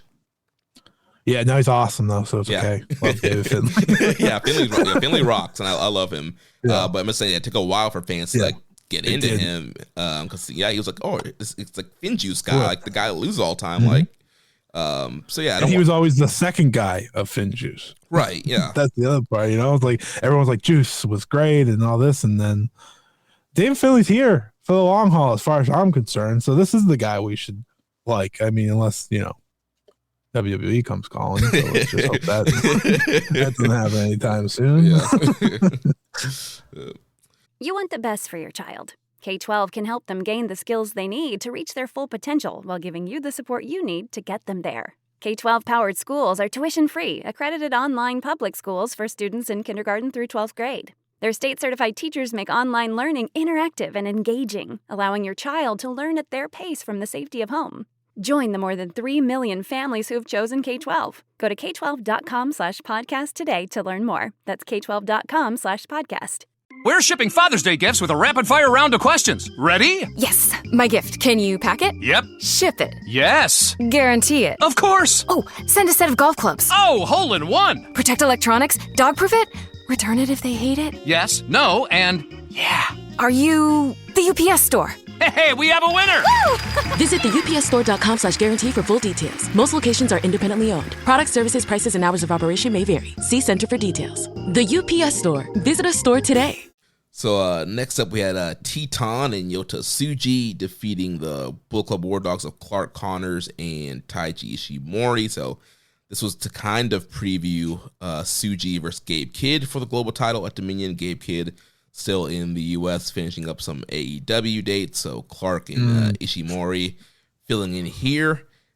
We did have a question here from Wukong 901 saying, any general opinions on Gabe at the moment? Wasn't present for the preview tags against Tsuji to build up the match, and there's been a weird feeling since he showed up to help Moxley in AEW.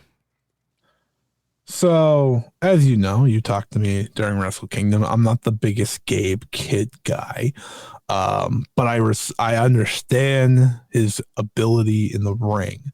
And after the Omega match and the connection he made, I was like, okay, yeah, gonna have to give this guy a belt sooner rather than later. And then he did what he did. And then he went to AEW, and I think he pissed it all away in terms of just the connection that was so naturally made. Mm-hmm. Like I don't know if you check these things, but a lot of the time when things happen in Japanese wrestling I'm following, I like to see the Japanese wrestling fans reactions and see their tweets, and boy, oh boy, those reactions to Gabe were not great. They're like, I thought you were our guy. Why are you there? And it's like, it's the right way to react, I think, because his whole thing was like, screw AEW, screw WWE, I'm a New Japan guy, and then he works for John Moxley now. yeah, he's a Death Rider. it instantly became, oh, so you're leaving next year, I think, to me. And it's like, all right, you're going to be Yota Tsuji still, I'm sure, and that's fine, but you instantly kind of look, all right, who are we going to invest in next? And I think that maybe that's the worst way for me to look at it, but I don't want New Japan getting bitten again, because the reality, I think, right there set in for sure. It's an interesting way. It's gonna be really interesting to see how they react when he's back. He hasn't come back yet, and how that Tsuji. I mean, Tsuji's the babyface, so that's a good thing, I guess, for him that he'll be heavily rooted for. But yeah, it's to me, it's hard to blame anyone that's not behind him anymore. Yeah. I feel like I'm kind of in the middle with how I'm feeling with Gabe Kidd. Like, I think he's super awesome. I think he's a great wrestler. I think the Kenny Omega match really helped him a lot this year. And I do feel like New Japan, I think they failed to capitalize off the Kenny match and the Tsuji match that happened back-to-back at the beginning of the year. And I understand why New Japan fans are upset. And, yeah, this guy is supposed to be, Shinya number one. He's supposed to be the guy that's the defender of New Japan, and he got over. That's why he got over this year, wearing the lion mark on the trunks, and now he's showing up on AEW, kind of seeing like he's John Moxley's lackey. And I guess they try to play it off as Moxley's trying to destroy AEW, and Kidd hates AEW, so that's why he aligned with Moxley. So I guess I kind of get it there, but yeah, I get why New Japan fans are mad. But I guess for me, I kind of always expect, like any foreigner, they're like eligible to be gone at any second, and especially now when you have two big Western companies that have a lot of money and that can sign anybody at a dime. Like I I was not expecting Gabe to be a long-term thing, and hoping I would want him to stay longer, but I kind of I was expected like at some point he's going to jump. Yeah. I just feel like that's too soon to me. I always I feel like certain wrestlers should stay with New Japan longer. Just, to fully figure themselves out, to have the full career they should have there. I mean, even like for Ospreay, for example, because he's the go-to, like I feel like he probably did everything he was going to do. Obviously, winning a G1 or having a true reign as world champion always felt natural, but at the same time, they waited a long time to do that. And by the time he was ready to go, it's like, okay, he's going to get paid big money. And the same goes with, Jay White accomplished everything. It feels like they are getting New Japan as a whole, might second guess themselves to give the big wins to these guys because of that, right? Because of being bitten in the past. So I don't blame them for not, but Gabe did feel like the one that would be around a little bit longer. He felt like the one that wouldn't be going anywhere, at least for another 2 years. And then he'd go, which is, again, it's part of it. I get it. So it's hard both ways. I think that's why I understand why you're in the middle, because it's like, yeah, they should have given him this, they should have given him that. But it's like, okay, if they did give him this, if they did give him the title, does he still show up? In that AEW situation, just maybe with a title, or he wouldn't have shown up with the title. They would have said, "Oh, it's the New Japan Global Champion." You would have never seen the title on TV, which is not better. It's the difficulty of both sides, and I understand. Like, I understand why Gabe, if he leaves, he leaves. You're gonna get paid money, big money, I'm sure. But I don't know. It's because of the way he talks. It's like, right. I am the New Japan guy. I will protect this place, and it's like, or maybe not. I'm gonna leave when I get that money. Yeah.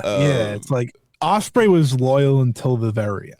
You know, he like I feel like every New Japan fan can kind of feel like if you do what Ospreay did, you're probably happy with it. I don't think any New Japan fan looked at Ospreay and was like, you got to stay here. It's like, I wanted to, but I get it. Absolutely. But it's like, you had such an incredible career. You made yourself there. That makes sense. Obviously, Gabe's from the, built from the ground up in New Japan. So it's very similar, but that's why it hurts more, because he didn't even get to have the run Jay White had or something of the sort. It would be, again, this is assuming he may not leave, and we could all just look very bad here. Yeah. But it feels like that. And I think that's, again, why I feel for New Japan fans. Like, oh, we're going to do this again. Yeah. Yeah, I'm hoping he does stick around, because I think he can up his value by staying around longer. Like, get him in a G1 finals, get him some more world title matches. Like, he can up his value by doing all that stuff, kind of following that Ospreay, Jay White path, and being at the top foreigner for New Japan for a few years. I think only elevates his stock, and then he can elevate his stock and be that top foreigner and put his value up and have more great Kenny Omega style matches. And then when contract season comes up, you raise value, and you have both AEW and WWE throwing big money at you because you become such a big global superstar. I will tell you what, he would not work in WWE. Oh, yeah.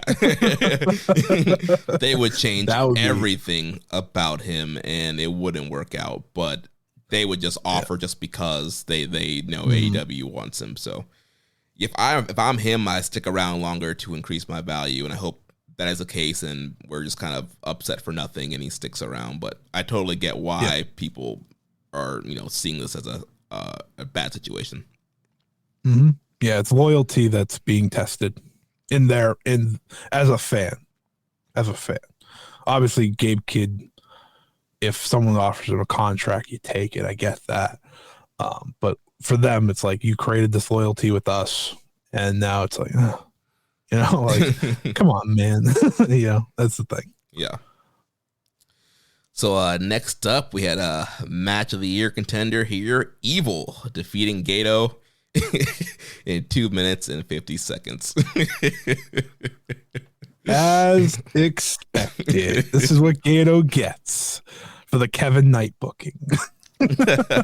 Specifically. Hilarious when I saw this match announced. I was like, what?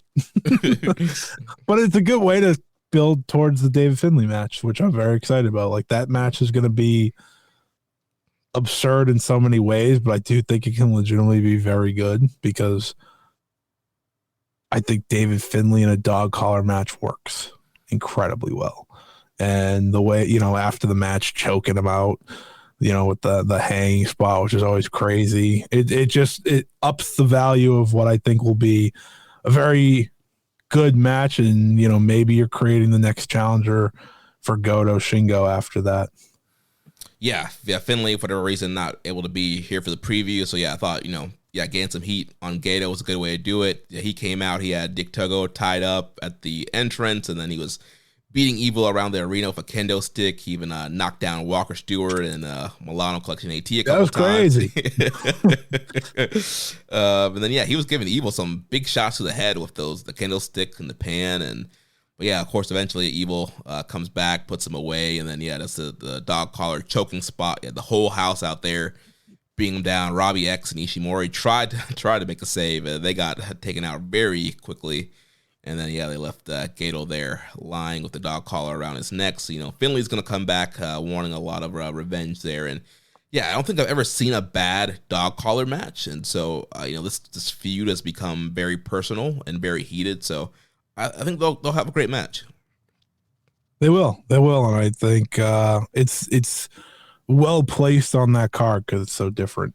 And I think it's been a good way to keep Finlay busy ahead of the G1 as well. Yeah. Then after that, we had Dragon Daya, Tanahashi, and Ninja Mac defeating Taka, Yuya, and El Desperado. So again, some more leftover guys here, and they were building up the Tanahashi-Yuya match that's happening at Dominion. Fun final stretch, I thought, for this one, with Tanahashi closing it out, which is always nice on the retirement road. Yeah, again, the win over there with Taka, and then post-match him and Yuya getting face-to-face, building their match. And then Desperado was in the ring, and then Jun Kasai's music hits.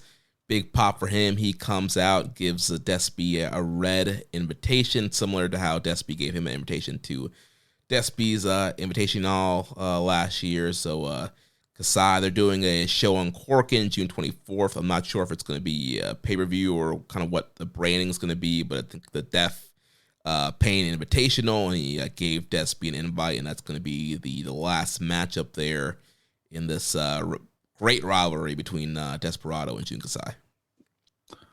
It's always weird seeing Jun Kasai in a New Japan ring, but it's awesome at the same time because he always gets the pop, Yeah. When that music hits, it's like, oh boy. I'm very much looking forward to that one. It'll be a great final match, and just remembering that one that they had a couple of years ago. Yeah, where Despy broke his jaw. Yeah, he went through everything. It's one of the all-time matches of the past couple of years. Like, when you think of the best matches from the past couple of years, that's at one of the very top ones, and they're going to try to top it, but it feels like Desperado's chance to finally beat Jun Kasai in the death match. So that'll be a really cool moment when it happens. Yeah, and they had their post-Dominion or post-Super Juniors press conference this morning, and Despy said that he's focused on Kasai, so he wants to put the belt on the line against Jun Kasai first, and then if he survives that, that's crazy. The face Fujita. So it sounds like the Jun Kasai match will be for the title, so a junior title death match on this June 24th Corkin. So that will be pretty crazy. Poor. It's crazy to see the juniors go from the main event to not even on the show. This year, that's something. But I get it. And in a way, hopefully, it gives Kosei maybe a main event shot somewhere else. So it's not too bad. And the Dominion's packed. It's not like missing that match is going to hurt it by any means. Right, yeah. We had a question from Take Hazy. He says, with Despy working Dragon Gate in all these Jun Kasai matches, does that mean anything about his New Japan future? He's done this, you know. I feel like the Jun Kasai one's more helping his future, right? Like that feels like the final. Well, it is the final, and yeah, I feel like that's better news for his New Japan future than anything else. And you know, working with Dragon Gate, that's fine. You know, that's normal, I think. But you might be honest, and maybe all of this happening very like close together means more exclusivity. Yeah. You know, just because all happening at once, right? The Dragon Gate match is happening in like a couple days. That's happening later this month. So that's kind of my thought. Yeah, and I feel like Despy's always been a guy that his contract situation's been more of kind of like a handshake. He's more of a freelancer. Like, obviously New Japan is his home promotion, but I feel like he's still more on the freelance side where he's allowed to do a lot more dates and kind of go where he wants to go. And so, I mean, he's allowed to do death matches. Yeah, as junior champion. Yeah, like, that tells you how much they respect him to me. Yeah, and this 24th show is going to be on New Japan World in some form or fashion. It's a New Japan show, so New Japan they want to capitalize on this rivalry, and they're giving it a platform to have Despy have this big match with Jun Kasai. So I think that. I really don't see Despy going anywhere. I think he's going to be with New Japan for a while, unless he just really wants to go freelance and do more stuff. But I think that will be in New Japan for the foreseeable future. Yeah, I feel like he does the death matches to be with Jun Kasai, and now that they have sold this as the final, it means better, I think, for his New Japan future. Yeah. So then following that semi-main event, we had Hiromu Takahashi and Shingo Takagi defeating Hiroki Goto and Ryusuke Taguchi. So this was the preview for the Shingo Goto world title match coming up here at Dominion. We had Shingo pinning Taguchi with the Burning Dragon. Post-match, cutting a promo talking about it's going to be Takagi's time. Takagi's revolution. He's going to end Goto's revolution. Goto coming back saying, the Goto revolution will not stop. So final last words there. What are your thoughts on this Goto Shingo title match? I mean, it's going to be amazing. I've long missed Shingo in a world title match. I feel like it's been a long time since he's been in that spot, and the fact that they're doing it at Dominion is really cool. Maybe capitalization on the LIJ situation as well, which is smart. But I will say one thing: the Goto revolution should not end. That please and thank you. This should last forever, as far as I'm concerned. Keep going until the wheels fall off with the Goto revolution. But the match should be, tremendous. It has every possibility to be the New Japan match of the year, potentially the match of the year. That's the potential these two have. Yeah, it's going to be incredible. And yeah, I think the Goto revolution possibly should continue on. And I know a lot of people, obviously I love Shingo. A lot of people love Shingo and want to see Shingo, get the world title again and get a good run in front of people, a full crowd. But I don't, the business shows that Goto is still drawing, he's still on top, and I think there's a story of doing something like Goto versus Yota Tsuji, Tokyo Dome main event, and they had a great New Japan Cup final, and you can run that back and have Tsuji beat him in the Dome for the title. I think there is a lot of some other matches you can do too with Goto as a champ going into Tokyo Dome, and I think he's a strong champ to have into going into G1. Yeah, and there will never be a time I say you should beat Goto at this stage. Like, I love David Finlay. David Finlay felt like he was in a great spot, but I was like, no, can't be doing that. I did not feel that way with Callum Newman, obviously, but he's stepped up and he's delivered. in every single match. Like you said, he's doing incredible business for this company as its champion. He is the biggest baby face there is. And now him and Shingo in the main event at Dominion. I mean, I feel like that's what New Japan fans worldwide want to see. That's the match you want to see. Just put the two best guys in the middle of the ring and just let them do their thing, right? That's for so long what New Japan has been about, and they're going to do it again. And Shingo, I hope, has his day again, but not yet. Maybe him and Yota Tsuji can have a story somewhere down the line, right? That would be a good story to tell between him and Shingo and Tsuji, but not Goto. No. Goto's got to go to the dome, like that feels like the lock at this point. Yeah. And there are a lot of people speculating, maybe Shingo turns heel or does something different out of this matchup. And I guess, if you're going to do something really big with Shingo, maybe, but I don't know. Right now, I'm still kind of feeling like Goto is the right call. Yeah. I'm fascinated to see what all the LIJ guys do, honestly. Now that it's over, they still feel connected despite the faction not being a thing. That's the funny part about all the factions that have disappeared. They're still kind of all unified. Yeah. Right? So it's like, as much change, but I'd love to see Shingo lead a faction. Yeah, definitely. But yeah, they've kind of all been him, Hiromu, Tsuji, Teton, all those guys still been teaming together. Yeah, nothing's really changed except they don't have a logo now. But yeah, it would be cool for Shingo to have his own group, whether that you keep those LIJ guys or you mix up some more guys in there. I think it's long overdue to have Shingo continue to be an established main event guy there. We did have a question from Old Trev on Blue Sky. It says, when was the last time we had an evil suit wearing faction? Wouldn't mind Shingo and Hiromu doing that.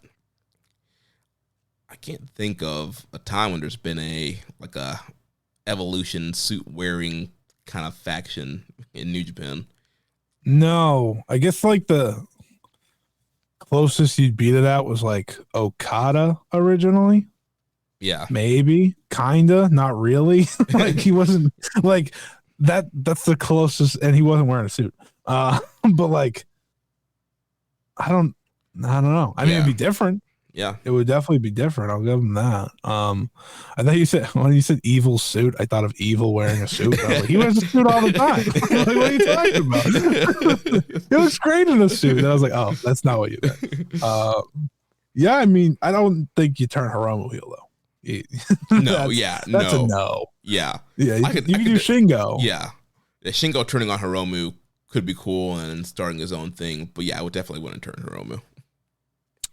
No, Hiromu. I feel like Hiromu was like the last guy that they'd even consider turning heel at this stage, for sure. With Naito gone and Tanahashi retiring, it's like, all right, Hiromu, you're now the big, you're the big guy we lean on. So go get him.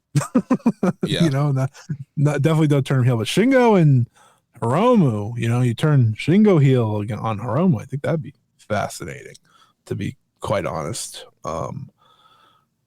Shingo heel's interesting. It's definitely an interesting thought. If he's a hard-hitting bruiser heel, I can get behind that. Yeah. It's just how do you do that, I guess turning on Hiromu would be probably the best method. Yeah, and then he could feud with Hiromu, he could feud with Tsuji, and they could, you betrayed us, you turned your back on friendship, even though we're in the faction, and then have him do his whole thing, and then you could have big matches with Tsuji, Hiromu, and kind of do something different. And Teton? No.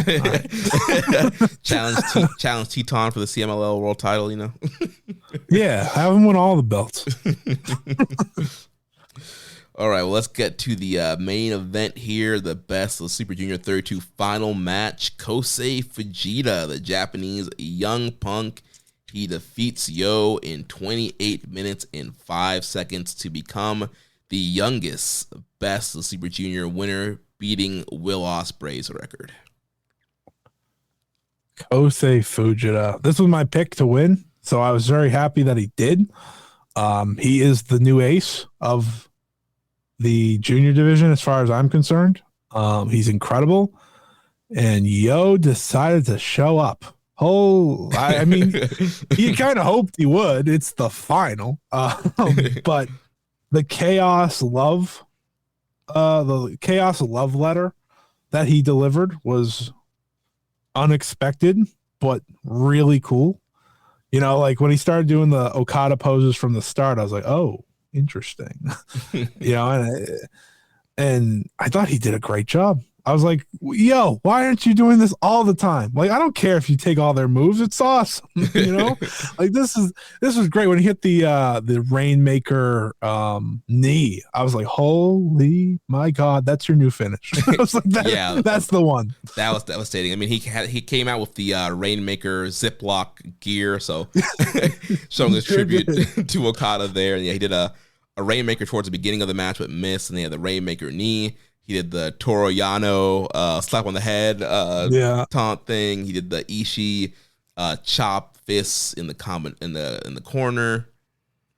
It was really cool. It was a really cool decision by him. I think, you know, Chaos officially gone to pay that respect and do it in a big spot while not taking anything away from Fujita. You know, this was still the Fujita show at the end of the day. This was still about him. And somehow they nailed Yo being the guy to face him. Like I said, when I saw Yo, I was like, what are we doing? Yeah. And then in the end, it's like, oh, that's what we're doing. I mean, Dave Meltzer said this was a better wrestling match than Hangman and Ospreay. Yeah. he said that. He loves Will Ospreay more than anyone I've ever seen. He gave that match 5.5. Yeah, so like this is a 5-star match in his book. I'm guessing. I mean, most things are. But like, this was so great. It really was, because it was unexpected.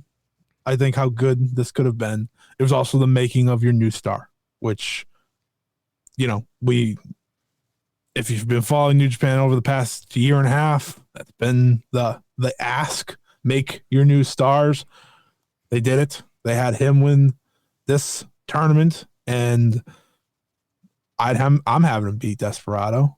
Desperado can have one great final defense against Jun Kasai and very easily lose to Kosei Fujita, and I don't think anyone will be upset with that. Yeah, like I said, it's time to establish these new guys. And you know, in this match, I was so against Yo in this match. It took me like I was kind of sitting there, you know, arms crossed, like wait, I'm like, all right, here we go. And then like it just kept going. And then what really got me was when Yo had him locked in the Anaconda Vice.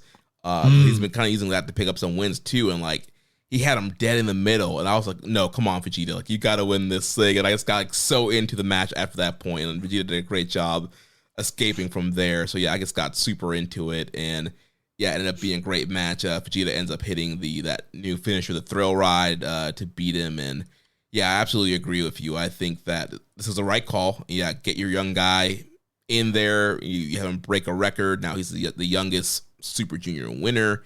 And now I think the follow-up is very, very important. Because like we mentioned earlier with Master Wato, had him win it, and then, you know, Dominion's 2 weeks away, he loses Despy, and then you just kind of forget that he even won the tournament. And so I don't want the same thing to happen to Vegeta. And I know some people say, oh, it might be too much too soon. But, I mean, that's how you get a guy over. You push him to the moon. And so, yeah, he wins a tournament here. And then, I mean, it's going to be a great chance for him because Despy's going to be all torn up from that death match. Oh, so yeah. He can pick the bones, and then he beats the star, and then you can, you know, Despy can always win it back, and then you can have Despy chase him, and then you give Vegeta some great defenses. You roll Vegeta into the dome. Maybe you have Despy challenge there. There's Doki, who's going to come back potentially at some point too. I'm sure Doki would be a great challenger for Vegeta as well. So, yeah, I'm all in on Vegeta getting the win for the title. Yeah, he's the guy. He just felt like the guy when it was all over. He felt that celebration, and I'm hopeful that they're willing to commit to that, which to me, a tournament win is that. He feels like the guy they wanted Master Wato to maybe be once upon a time. I feel like the search for your new ace after Hiromu has been on for years. I feel like it's undeniable now. This guy just gets better and better and better. seemingly every match he has, it's a major. And him versus Desperado, I mean, writes itself. That's going to be fantastic. And yeah, again, you want to see these new guys pushed. This is the time to do just that. Yeah, I mean, he's so well-rounded. Like, he's not just a high flyer. He has the submission game that he learned working with Zach and Robbie, and then he's great at the high flying. He's a very hard hitter as well. Throws in the chops. So, like, super well-rounded. I think he's very charismatic. I feel like out of all the young guys, except maybe Tsuji, like, he really knows who he is and kind of has really had an easy time kind of finding himself and fitting into where he should be in New Japan. Yeah, he feels complete, which I think is complete while still able to get better, you know, because he's still so young. Like, that's the difference between him and other young lions. That's why I love what they did with him. It's not send him away. Mm-hmm. Let him learn here. Let him learn in a faction.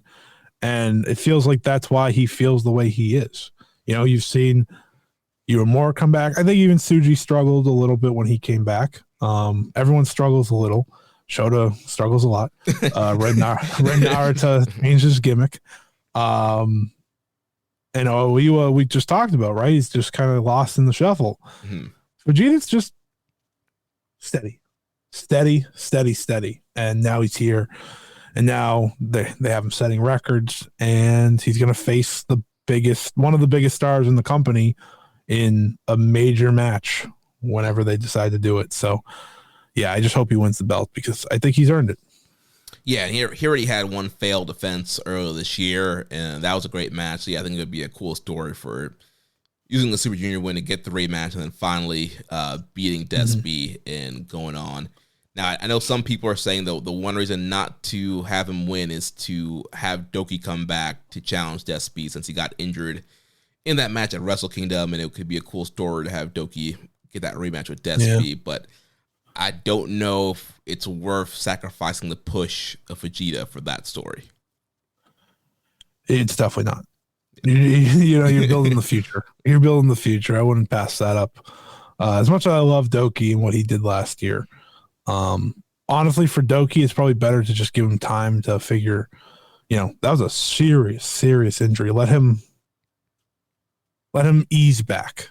Right. I think that's my one thing. It's like, yeah, you want to see him return and go right for the title, but it's like, let him make sure he's ready. You know, it's such I'd say traumatic injury. Doki's a crazy wrestler, you know, like it's not like he's just a powerhouse brawler. No, he was a guy that did a lot of crazy things. Let him get his legs back under him. But I think maybe before that, and, you know, just do him and Fujita. That works too. Hey, that's the title I never lost. And you can build him to get back there with a Desperado match if you want. Right. And you can just do it as a cool undercard match. Yeah, so as a regular match. I feel like at the Tokyo Dome, and there's not usually a ton of junior undercard stuff, but why not? Like Despy versus Doki and like redemption for Doki, and like, can he actually beat Despy on this big stage? Like, you can do that without the belt. Yeah, I mean, you're looking for big matches on that show now without. So, right, you don't need to have the Naito match anymore. You don't need to have like this. This is the last Tanahashi match, but give juniors another shot there because that's a story people will be invested in too. Yeah, that'd be awesome. We did have some questions here from this match. So Dr. Lariat says, with Vegeta winning Best Super Juniors and there being some support, does Gato go forward with him as champion, or does he treat him like Wato and not go all the way? Please don't treat him like Wato. Yeah, we that was the mistake. Like, and you know, I think Vegeta's better than Wato, but I still feel like the Wato follow up was not great. Learn from your mistakes, Gato. Rambone says, is Vegeta going to be the first Reiwa generation guy to hold the top prize in his division? It's looking like it. He should be. Yeah. Unless this match is pushed off to a point we are not expecting. Yeah, no, he absolutely should be. And I think he deserves to be. Yeah. I know Tsuji has a global, but yeah, I'd like for him to be that one because, like I said, I think he's the most complete of them all, and he won a tournament. He's also the first to win this kind of tournament. I know I know Tsuji won the cup, but he hasn't won a round robin yet. And Rainbow's saying Gato terrorism booking is still a possibility. That is true. I will never count Gato out. He always likes to come back around. Gato loves a tragedy story, so you never know. Master Wato's still going through it. MJ says, do you prefer having the Best of Super Junior finals on the Dominion card or on its own like we just had? This card felt a bit underwhelming on paper. I like it on its own as long as okay, let me rephrase. I like it on its own because it should be main eventing whatever show it's on. Mm-hmm. And I don't think they were going to put it in the Dominion main event with the Goto and Shingo match or anything, because that would have felt wrong. So I rather it stand out on its own than get piled in, if that makes sense.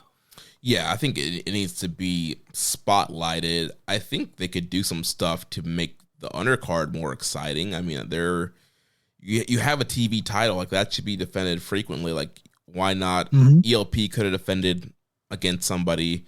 You could have had you could have made a junior tag title match out of people who pinned Wato. Well, I guess Yo in the final, so you couldn't do that actually. But that's true. Other years you could do that. I mean, you could have had a tag title match. Like, there's other stuff they could have done on the undercard to spice it up. But I do like the spotlight being on the juniors because this match would have not main evented over Shingo and Goto.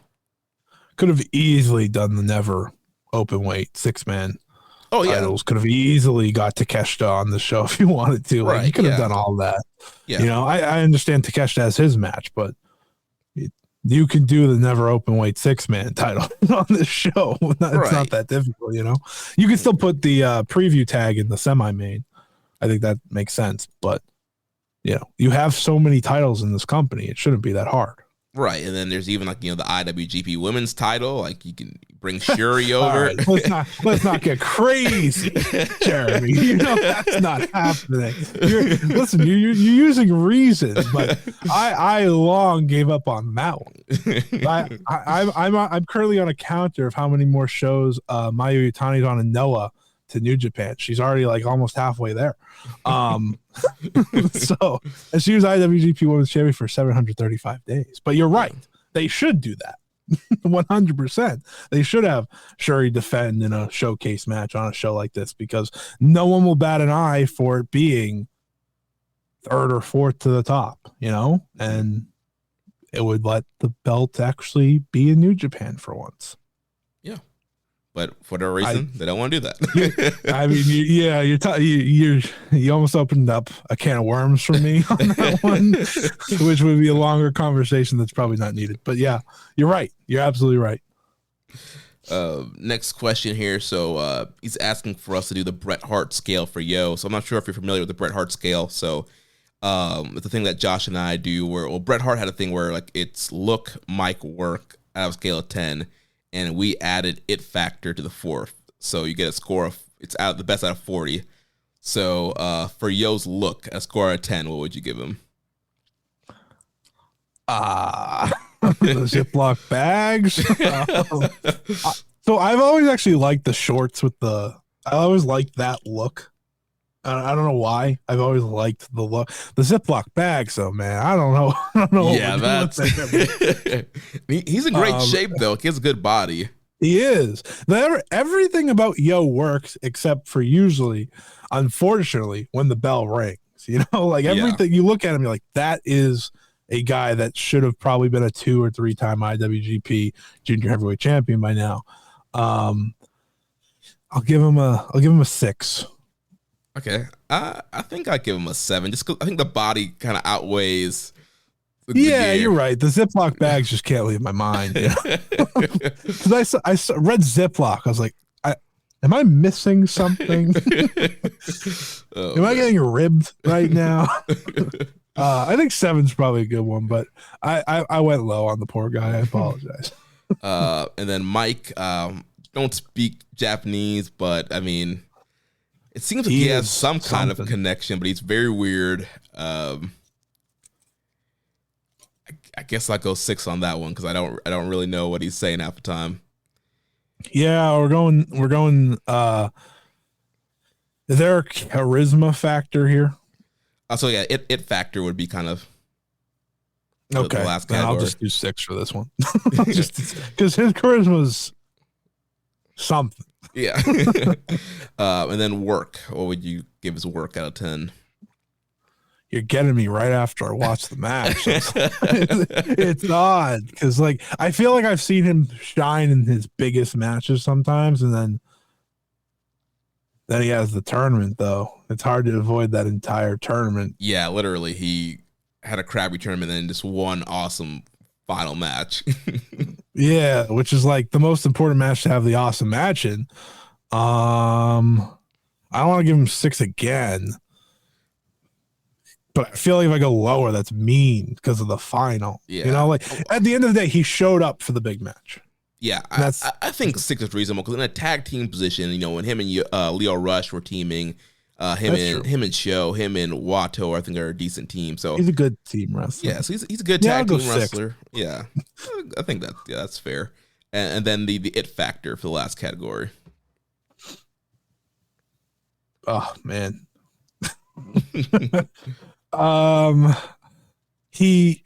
He's got a weird charisma about him, you know. He's unique, which is a good thing, I say. I'll just go 6 again.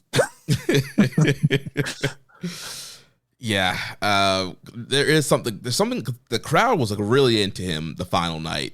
There is this kind of weird charisma thing. He does the peck pop thing that the crowd loves. Like, he connects with the crowd, even though he's very weird. So yeah, I think I'll go 6 as well. So he's an attractive guy that wrestles decently well. Like, that should automatically make him, you know, like a higher star, I'm sure. Yeah. But he's not. That's the problem. He's not. Until today, or until yesterday, he wasn't seen at that level in like what feels like years. Like, he hasn't been heavily pushed to be that guy in what feels like forever. Now, maybe it would be different if he were not injured last year. I don't know what that would have looked like. So that's part of it too. But yeah, that's he's a unique guy. I can't say it enough. So our final score is 25 out of 40 for him, which I think that kind of fits where he's at. That's pretty good. That's pretty good. You know, had he had a good tournament, he'd be a lot higher. Yeah. If he had wrestled every night the way he wrestled the finals, yeah, he could have maybe been 30, 35. Maybe he's trying to just keep Naito's legacy alive. In his later days. Yeah. Of like, oh, you need to turn it on now? I got you. Otherwise, I'll see you in the final. Just gonna have fun. MJ also asks, post tournament, are you optimistic, pessimistic, or indifferent on the division? Optimistic. At the end, who is the guy that won? That's the future. So I feel like you gotta be optimistic. There's still things that could be helped. I'd love more CMLL to be involved. Yeah. Truthfully, I think that would be like the easiest thing. But I remain optimistic because you can still have a show up.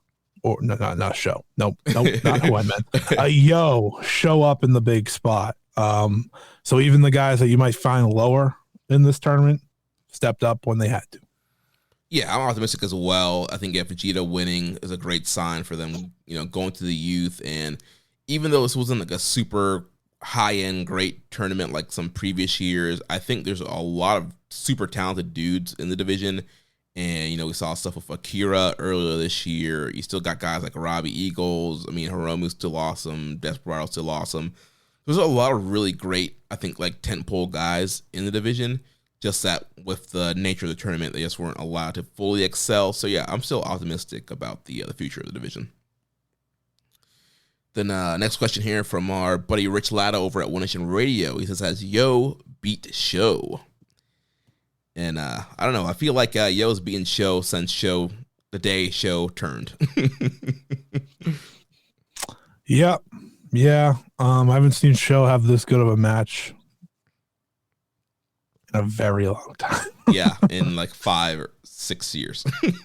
And even before that, whose match do I remember more recently? It was probably Yo's title challenge against Hiromu 2 or 3 years ago at this stage. So, like, yeah, I think he's ahead of him. He shouldn't be.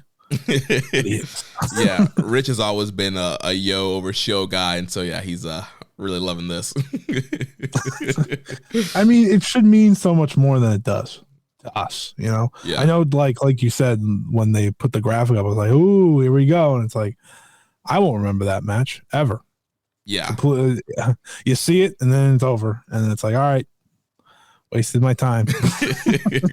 Yeah, and you would think with the chemistry they had as a team, like they would have a compelling singles match, and they just don't. No, they do not. Then Let's Commission 7252 says, will you guys remove Yo from hoe status? So Josh and I frequently call Yo a hoe. That sounds like a you thing.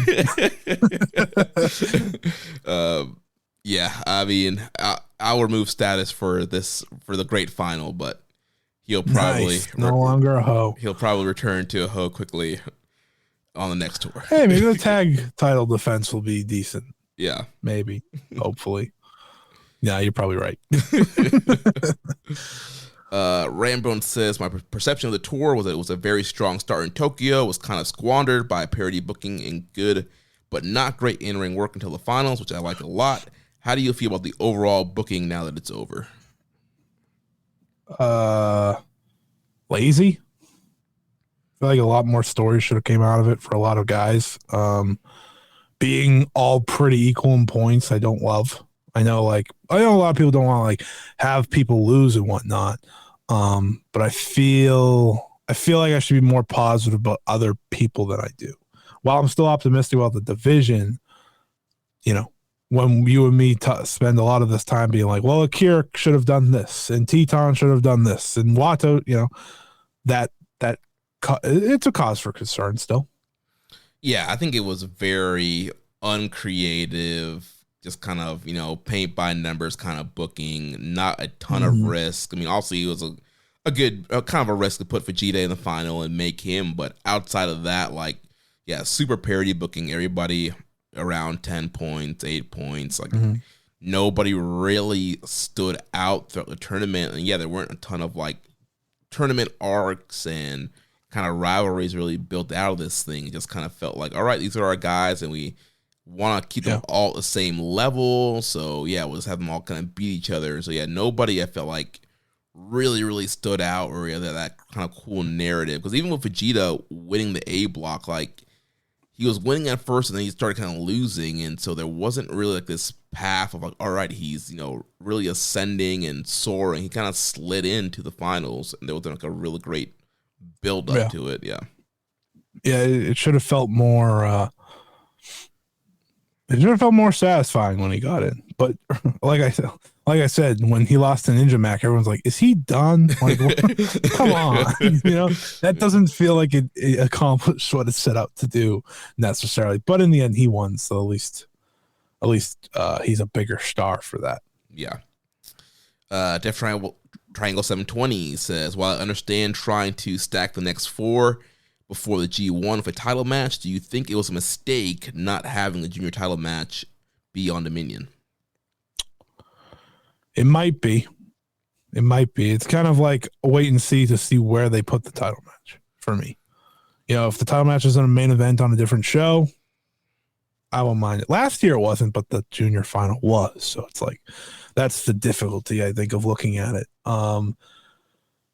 Like Fujita being 3rd or 4th to the top, is that better than him main eventing a lesser brand show in the future? I don't know.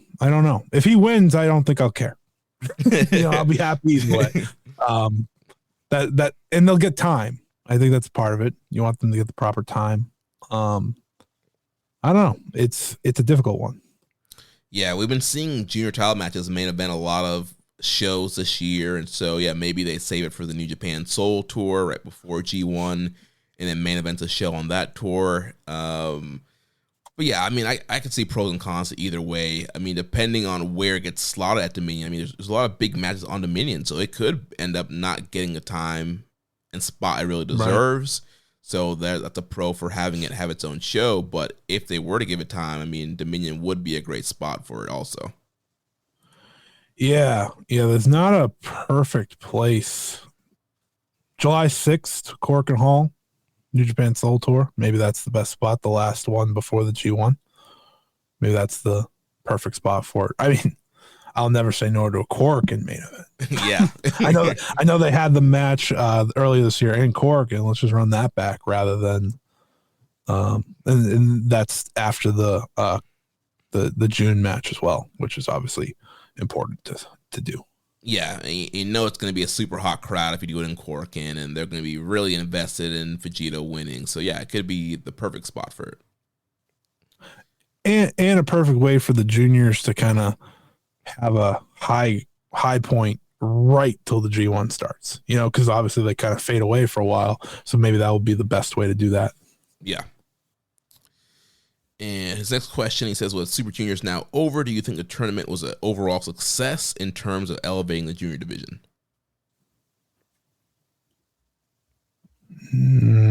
I don't know. While I'm optimistic, we did talk about there was still some laziness there. I feel like Akira could have went up more. Even Wato. I mean, I guess Yo did, but was anyone asking for Yo to go up? No. Yeah. So that's the problem there. So I'll say kinda, because Fujita at the end did get elevated, but everyone else feels like they didn't. Yeah, and that was I think an important elevation for the the future of the division. So I mean that was great, but then the rest of the guys that you might want to see, another young guy like Akira could have been a guy that, I mean, him and Fujita in the finals could have been a great, young guy finals, or Teton, Robbie. There's so many other guys that I feel like they just kind of really didn't. They had good performances, but there was just no story or nothing to really invest in them for what's next. And probably because there's not much next for them until after G1. Nothing to dig your teeth into outside of Fujita. Yeah. And he also asks, with the tournament over and the juniors probably taking a break over G1 season, would you like to see some of them branch out to other promotions?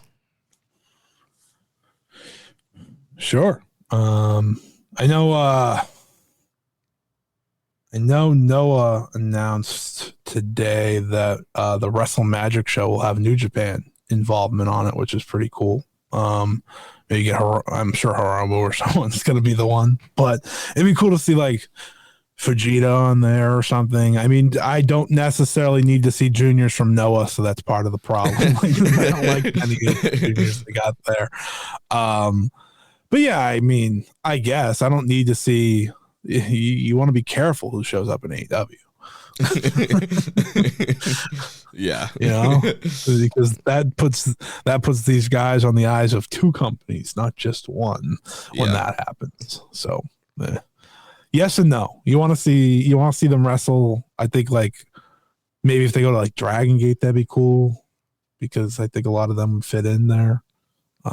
But careful on the AEW. Yeah, also there's a lot of great matches they could have in AEW, but that does open up the doors for them getting snagged.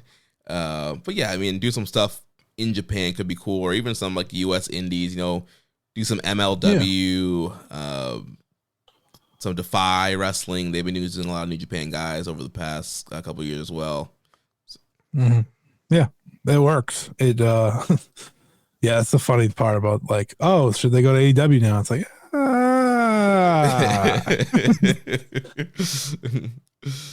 ask me again later. Maybe they can go on Collision.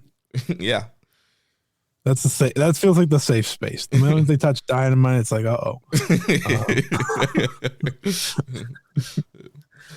all right, so that's it for the tournament coverage. So I do have my top 10 matches of the tournament. So for me, number 1, I got the final with Kosei Fujita and Yo. Then Francisco Akira and Hiromu Takahashi. Despy versus Nick Wayne. Hiromu versus Fujita, Despy versus Robbie Eagles, Despy versus Mao, Mao versus Teton, Despy versus Teton, Dragon Dia versus Hiromu, and Hiromu versus Robbie X. And then for my A block MVP, I got Hiromu. And my B block MVP, I got Desperado. I definitely don't have a top 10. But I will say my favorite match was absolutely the final. My favorite non-final was Hiromu and Akira. And I agree with you on the MVPs of each side for sure. Nice.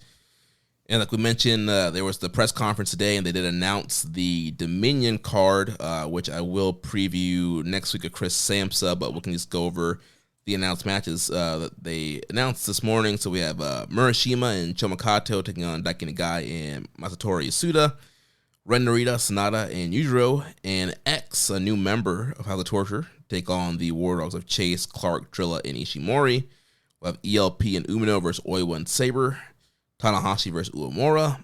The junior tag titles, Wato and Yo defend against Sho and Kanemaru. Heavyweight tag titles, Newman and Okan versus Taichi and Ishii. Never titled, Takeshita defends against Oleg. Then the dog collar death match with Evil versus Finley. Semi-main event, global title match, Tsuji versus Gabe Kidd. And then the world title match, Goto versus Shingo. What are your overall thoughts on this year's Dominion card? It's an awesome card. Top to bottom, I feel like you could find something to enjoy. More than likely, you're finding more than one thing to enjoy.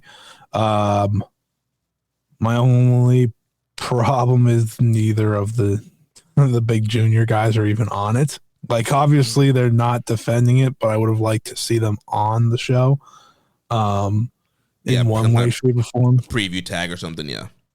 Yeah, that's probably my one thing that I would have liked to see. Especially because you did throw on the Shota tag. You could have easily added on that tag. I'm fascinated to see who the new House of Torture member is. I can't even imagine. Yeah, we had a question about that. Fuse Shoulder 2780 says, who do you think will be the X in House of Torture? His guess is Jake Lee. And last question 7252 says, what if X is Carl freaking Fredericks? That would be crazy. My guess is Jake Lee. I think it's going to be Chase Owens. Please no. Please no. Oh, all that is good. I've heard rumors of him leaving War Dogs and Bullet Club, and so House of Torture is not in Bullet Club anymore. He can leave. Period. I could see Ishimori. If we're going based on guys in the match, because Ishimori is a weird fit to me in War Dogs. I don't know, but he was in the Dog Pound Cage match with them, though. That's true, he was, but maybe wrestling doesn't make sense. You're right. And maybe that's our path to getting Show out of it. I'm trying to get him free. that would be great. I'm gonna go with Jake Lee as the surprise because last time we saw him, he was in War Dogs. Yeah, I mean, if he's ready to come back, I think that makes a ton of sense. Yeah, Carl Fredericks would be really interesting. Carl Fredericks would be a stunner. That would be out of left, right, every field.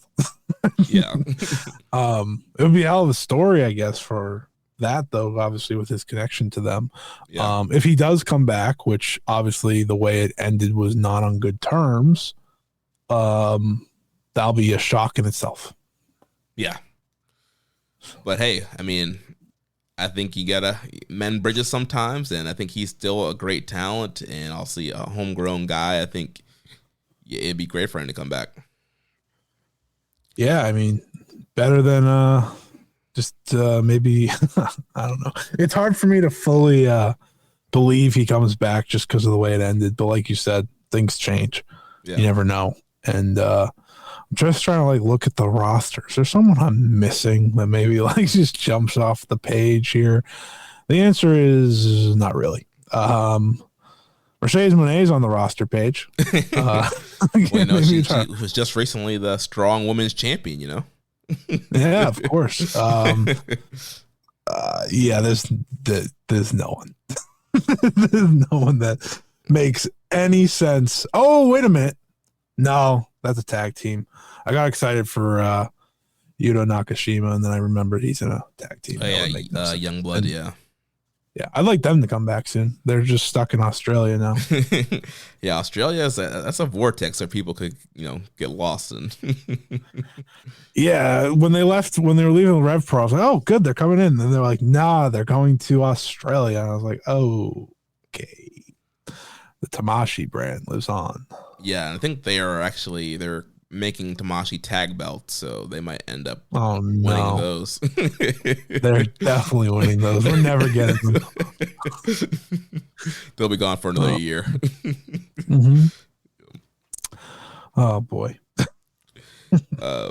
They had a question here from JSK 2002. He says, between Bolton, Gabe, and Fujita, you have 3 young guys all challenging for different belts. If you can only pick one of them to win, who would you pick and why?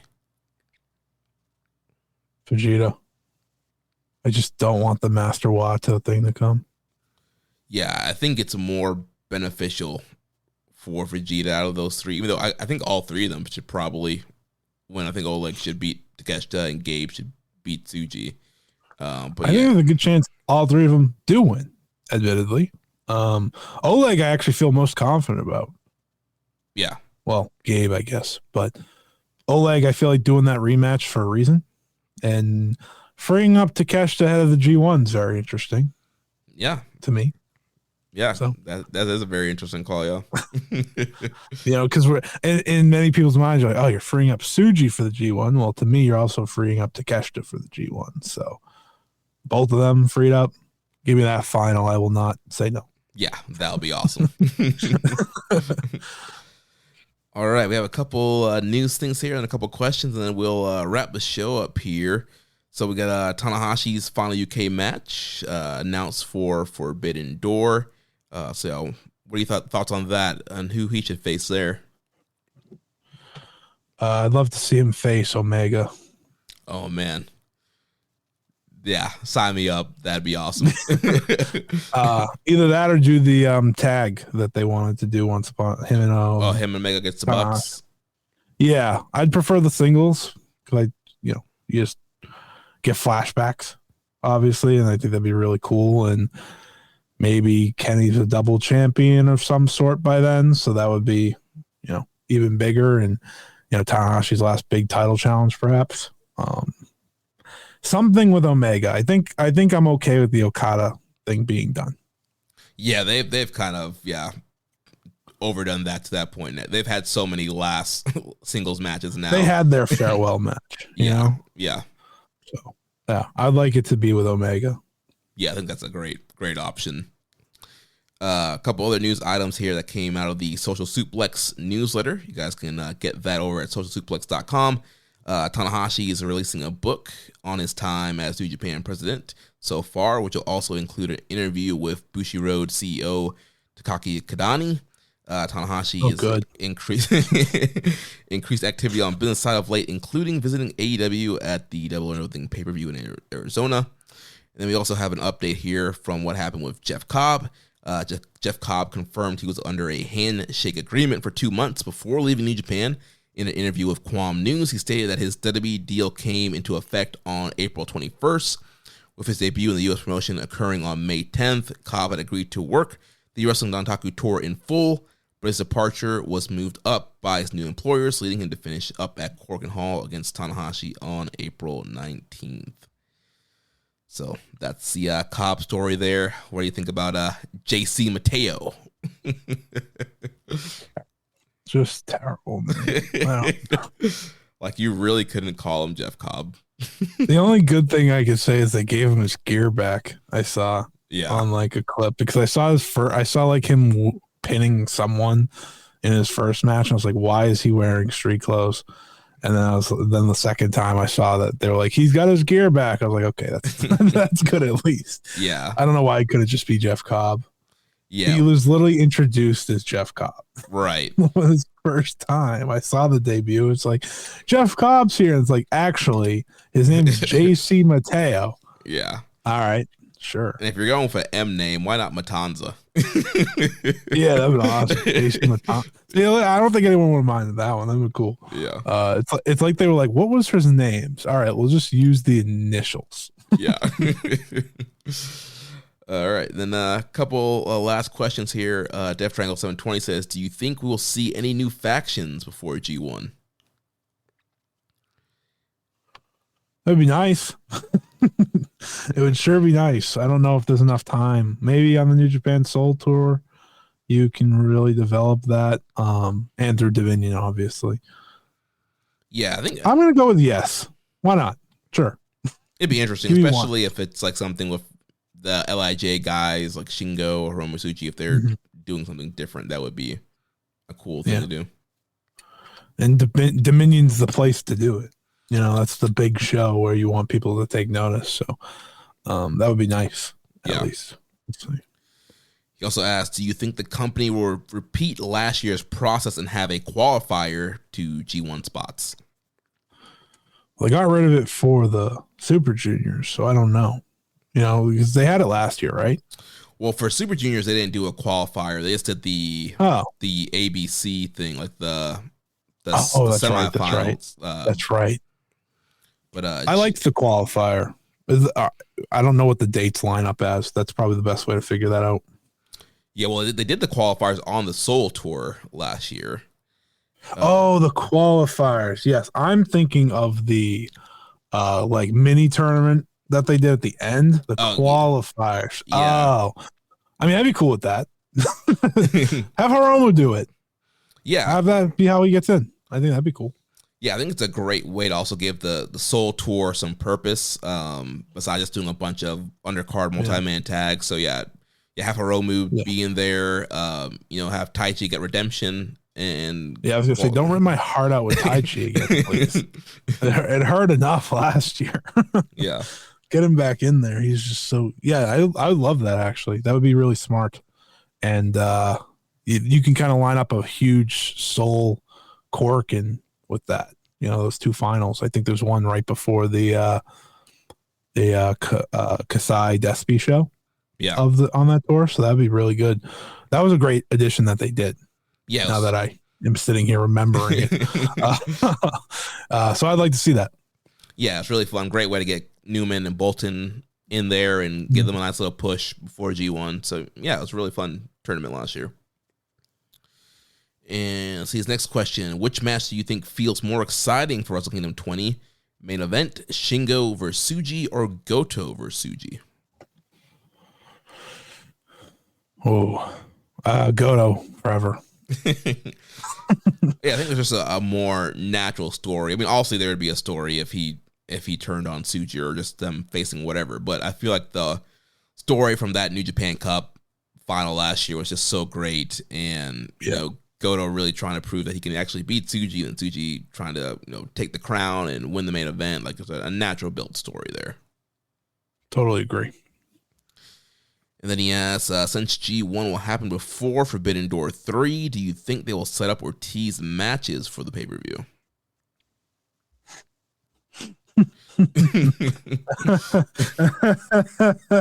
That's a good one.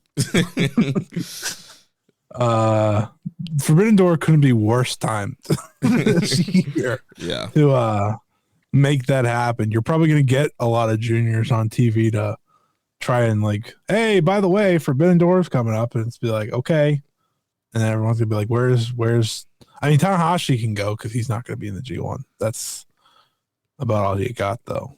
I don't know. Forbidden Door is a forbidden topic in my brain these days. Yeah, I feel like it'll be a lot of video packages and random appearances. Yeah. I mean, give me Goto and Shibata, give me Omega and Tanahashi, and I don't care about anything else. Yeah, those to me work. The one match I really wanted to happen that I don't think will ever happen now is Young Bucks versus Catch 2-2 is what I really wanted. Yeah, I think you'd be correct in that. Never happened. That's not gonna happen. No, I don't think TJP will be on that show. Yeah. All right. Last question here from Barry Walsh. He says, just a follow up on the whole AEW thing. But it's the blame with New Japan and booking as much as the poaching. I think the unfulfilled character arcs is what annoys me. Like, however, how we never got a run of Ospreay as champion properly, as an example. And when he says after, bruv, I'll be back, bruv, soon, bruv, then never comes back, it just seems almost patronizing. If we get full arcs from people rather than their plans cut short, then it feels less bad. But Gato is at fault for not pulling the triggers fast enough and putting over the wrong guys when stars leave, like Hikuleo being the one who ousted Jay, only for him to go to, I assume, witness protection. Do you agree if we got payoffs, it wouldn't be as bad? And do you feel like Gato is even capable of changing, as he seems to stick to certain tropes a lot? No, I don't think he's gonna. Gato's very set. It's very set in his ways. No, I don't think changing will happen. But at the same time, I think it's easy to blame a lot of different sides for it. Whether it be just the money aspect that keeps that from happening. I think that's a very important. The conversation of like people leaving for AEW or WWE is so difficult because, like, yes, at the end of the day, the wrestlers should not be at blame ever. They're just doing what's best for their career, and that's getting paid. That's why we work, that's why we all have jobs and stuff. So they should never be at blame. It's the companies. And I think it's fair to feel a certain way about AEW taking from their partner, as well as it is feel a certain way of Bushiroad doesn't pay. Like, that's just the reality is they don't pay. The yen is down. I've heard a million different times. I understand that is a reality, but at the same time, the yen can be down. They're still probably not going to pay certain guys. Yeah, and they can't pay them as much either. Yeah, and apparently they had a strong third quarter. So I mean, overall, the company is up, and Okada's on the payroll, Naito's on the payroll, Jay White, Will Ospreay, they're not on the payroll. Like, where's all that money going? Exactly. At the end, it is Bushiroad that you should be pointing at more than I'm sure Tanahashi would like to re-sign everyone. I'm sure he would love to not watch these people leave. But it starts at the top, and the top, sees profits without having these guys now. So that doesn't help. That doesn't help either, but eventually he'll pay. They saw it last year. The worst part is you watch Naito walk out the door. That wasn't for another company. That was them not wanting to pay him probably for what would be a lesser schedule, but you'd still have Tetsuya Naito, So if that isn't the eye opener, nothing is. They let Tetsuya Naito walk. Yeah. Right? Like, that one just doesn't make sense because he's not going anywhere else. He's not leaving for a big contract. It's just he's put his body on the line for so many years. He's just a guy that should have never left. And maybe at the end of the day, he never wrestles anywhere else, right? He's stayed in all these surgeries and taking care of his body right now. Maybe when he's back, they have a conversation and he's back. But that's the ultimate sign to me. It's just like, you're not willing to pay him. Are you willing to pay anyone? Right, yeah. And even for a reduced schedule, it's worth it until you build more draws, to have him.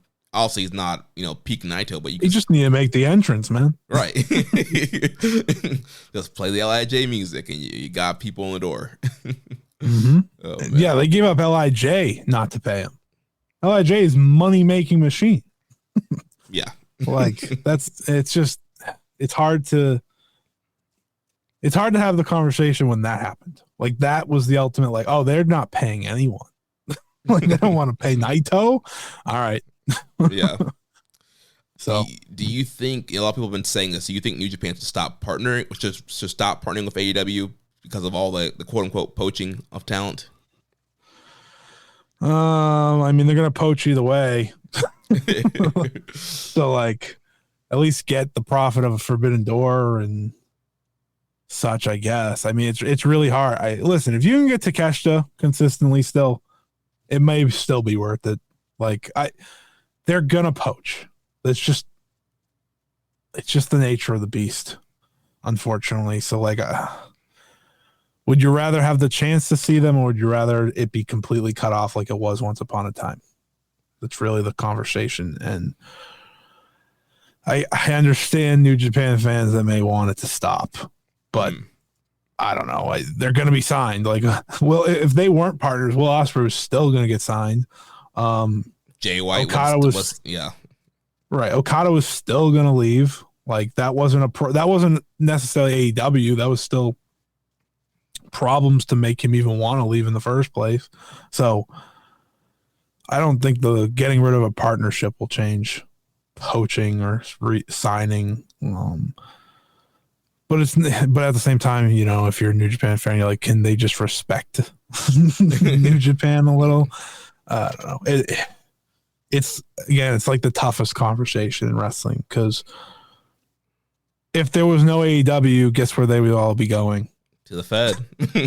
Yeah, which I'm sure people would hate a lot more. So it's like, yeah. I think it was Dave that said the other day, like, hey, if there was no AEW, guess where Ospreay would be right now? Like, yeah, that's true, but maybe not Okada. Yeah, maybe. They'd probably give him a try, give him a horrible gimmick, and then yeah, that would have been a real nice flop. That would have been bad. Oh man, I don't want to imagine him that. and Nakamura would be a spooky tag team. You're right too. That's the worst part. You're absolutely right. All right, well, that's gonna do it for the show. Scott, thanks so much for joining me this week. Go ahead and get your plugs in one more time here. Yeah, you check out my content, youtube.com/@ScottEWrestling. I cover the world of Joshi wrestling. So if you're interested in Stardom, maybe you want to see the IWGP Women's title, definitely you can come over and they have a title match coming up soon. Actually, two. There's one this weekend in Pro Wrestling Eve in England. Shuri's defending against Alex Windsor, and then at Stardom the Conversion, she's going to defend against Saori. So two big time matches. Nice. If you want to see what that title is up to, it is being defended. It's already being defended quicker than when my favorite wrestler of all time had it, but that's neither here nor there. We will not make complaints. I will not make that rant on this show. But yeah, you check that out. Like I said earlier, Ring Post Radio. And I also do a weekly newsletter for Joshi. It's called the Joshi Informer. You can subscribe, joshiinformer.substack.com. If you want to keep up to date on everything Joshi. It comes out every Friday. Nice. Well, Scott, thanks again for joining me. We'll have to have you back when Josh is back, so you can get the full Keeping It Strong Style experience. But I appreciate you hopping on with me. Thank you for having me. Yeah, man. And next week, I'll be back with Chris Samsa to preview Dominion. So remember, if you want to watch our show live or listen without ads, you can sign up at patreon.com/KI Strong Style. You can make a donation by visiting socialsuplex.com/donate. Click on the donate button under the Keeping It Strong Style logo.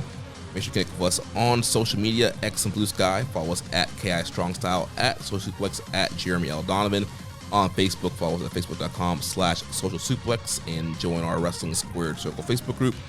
On Reddit, on the Pro Black Guy, Josh is Keeping It Strong Style. On YouTube, we're at Social Suplex. You can join our Social Suplex Discord server.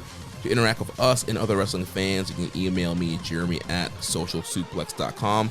And check out all the other shows that we have here on the Social Suplex Podcast Network. One Nation Radio with Rich Latta and James Boyd. All Things Elite with Floyd and Austin. Imp's WWE Adventure with the Implications Matthew Mayer. Wrestling Art with Chris Thing's Tunnel Talk with Allie, Ann, and Leah. And the Trish and Sarah Wrestling Podcast. Don't forget to subscribe and leave a rating and review.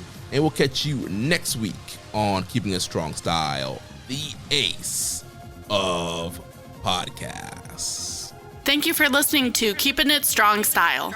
We'll see you next time.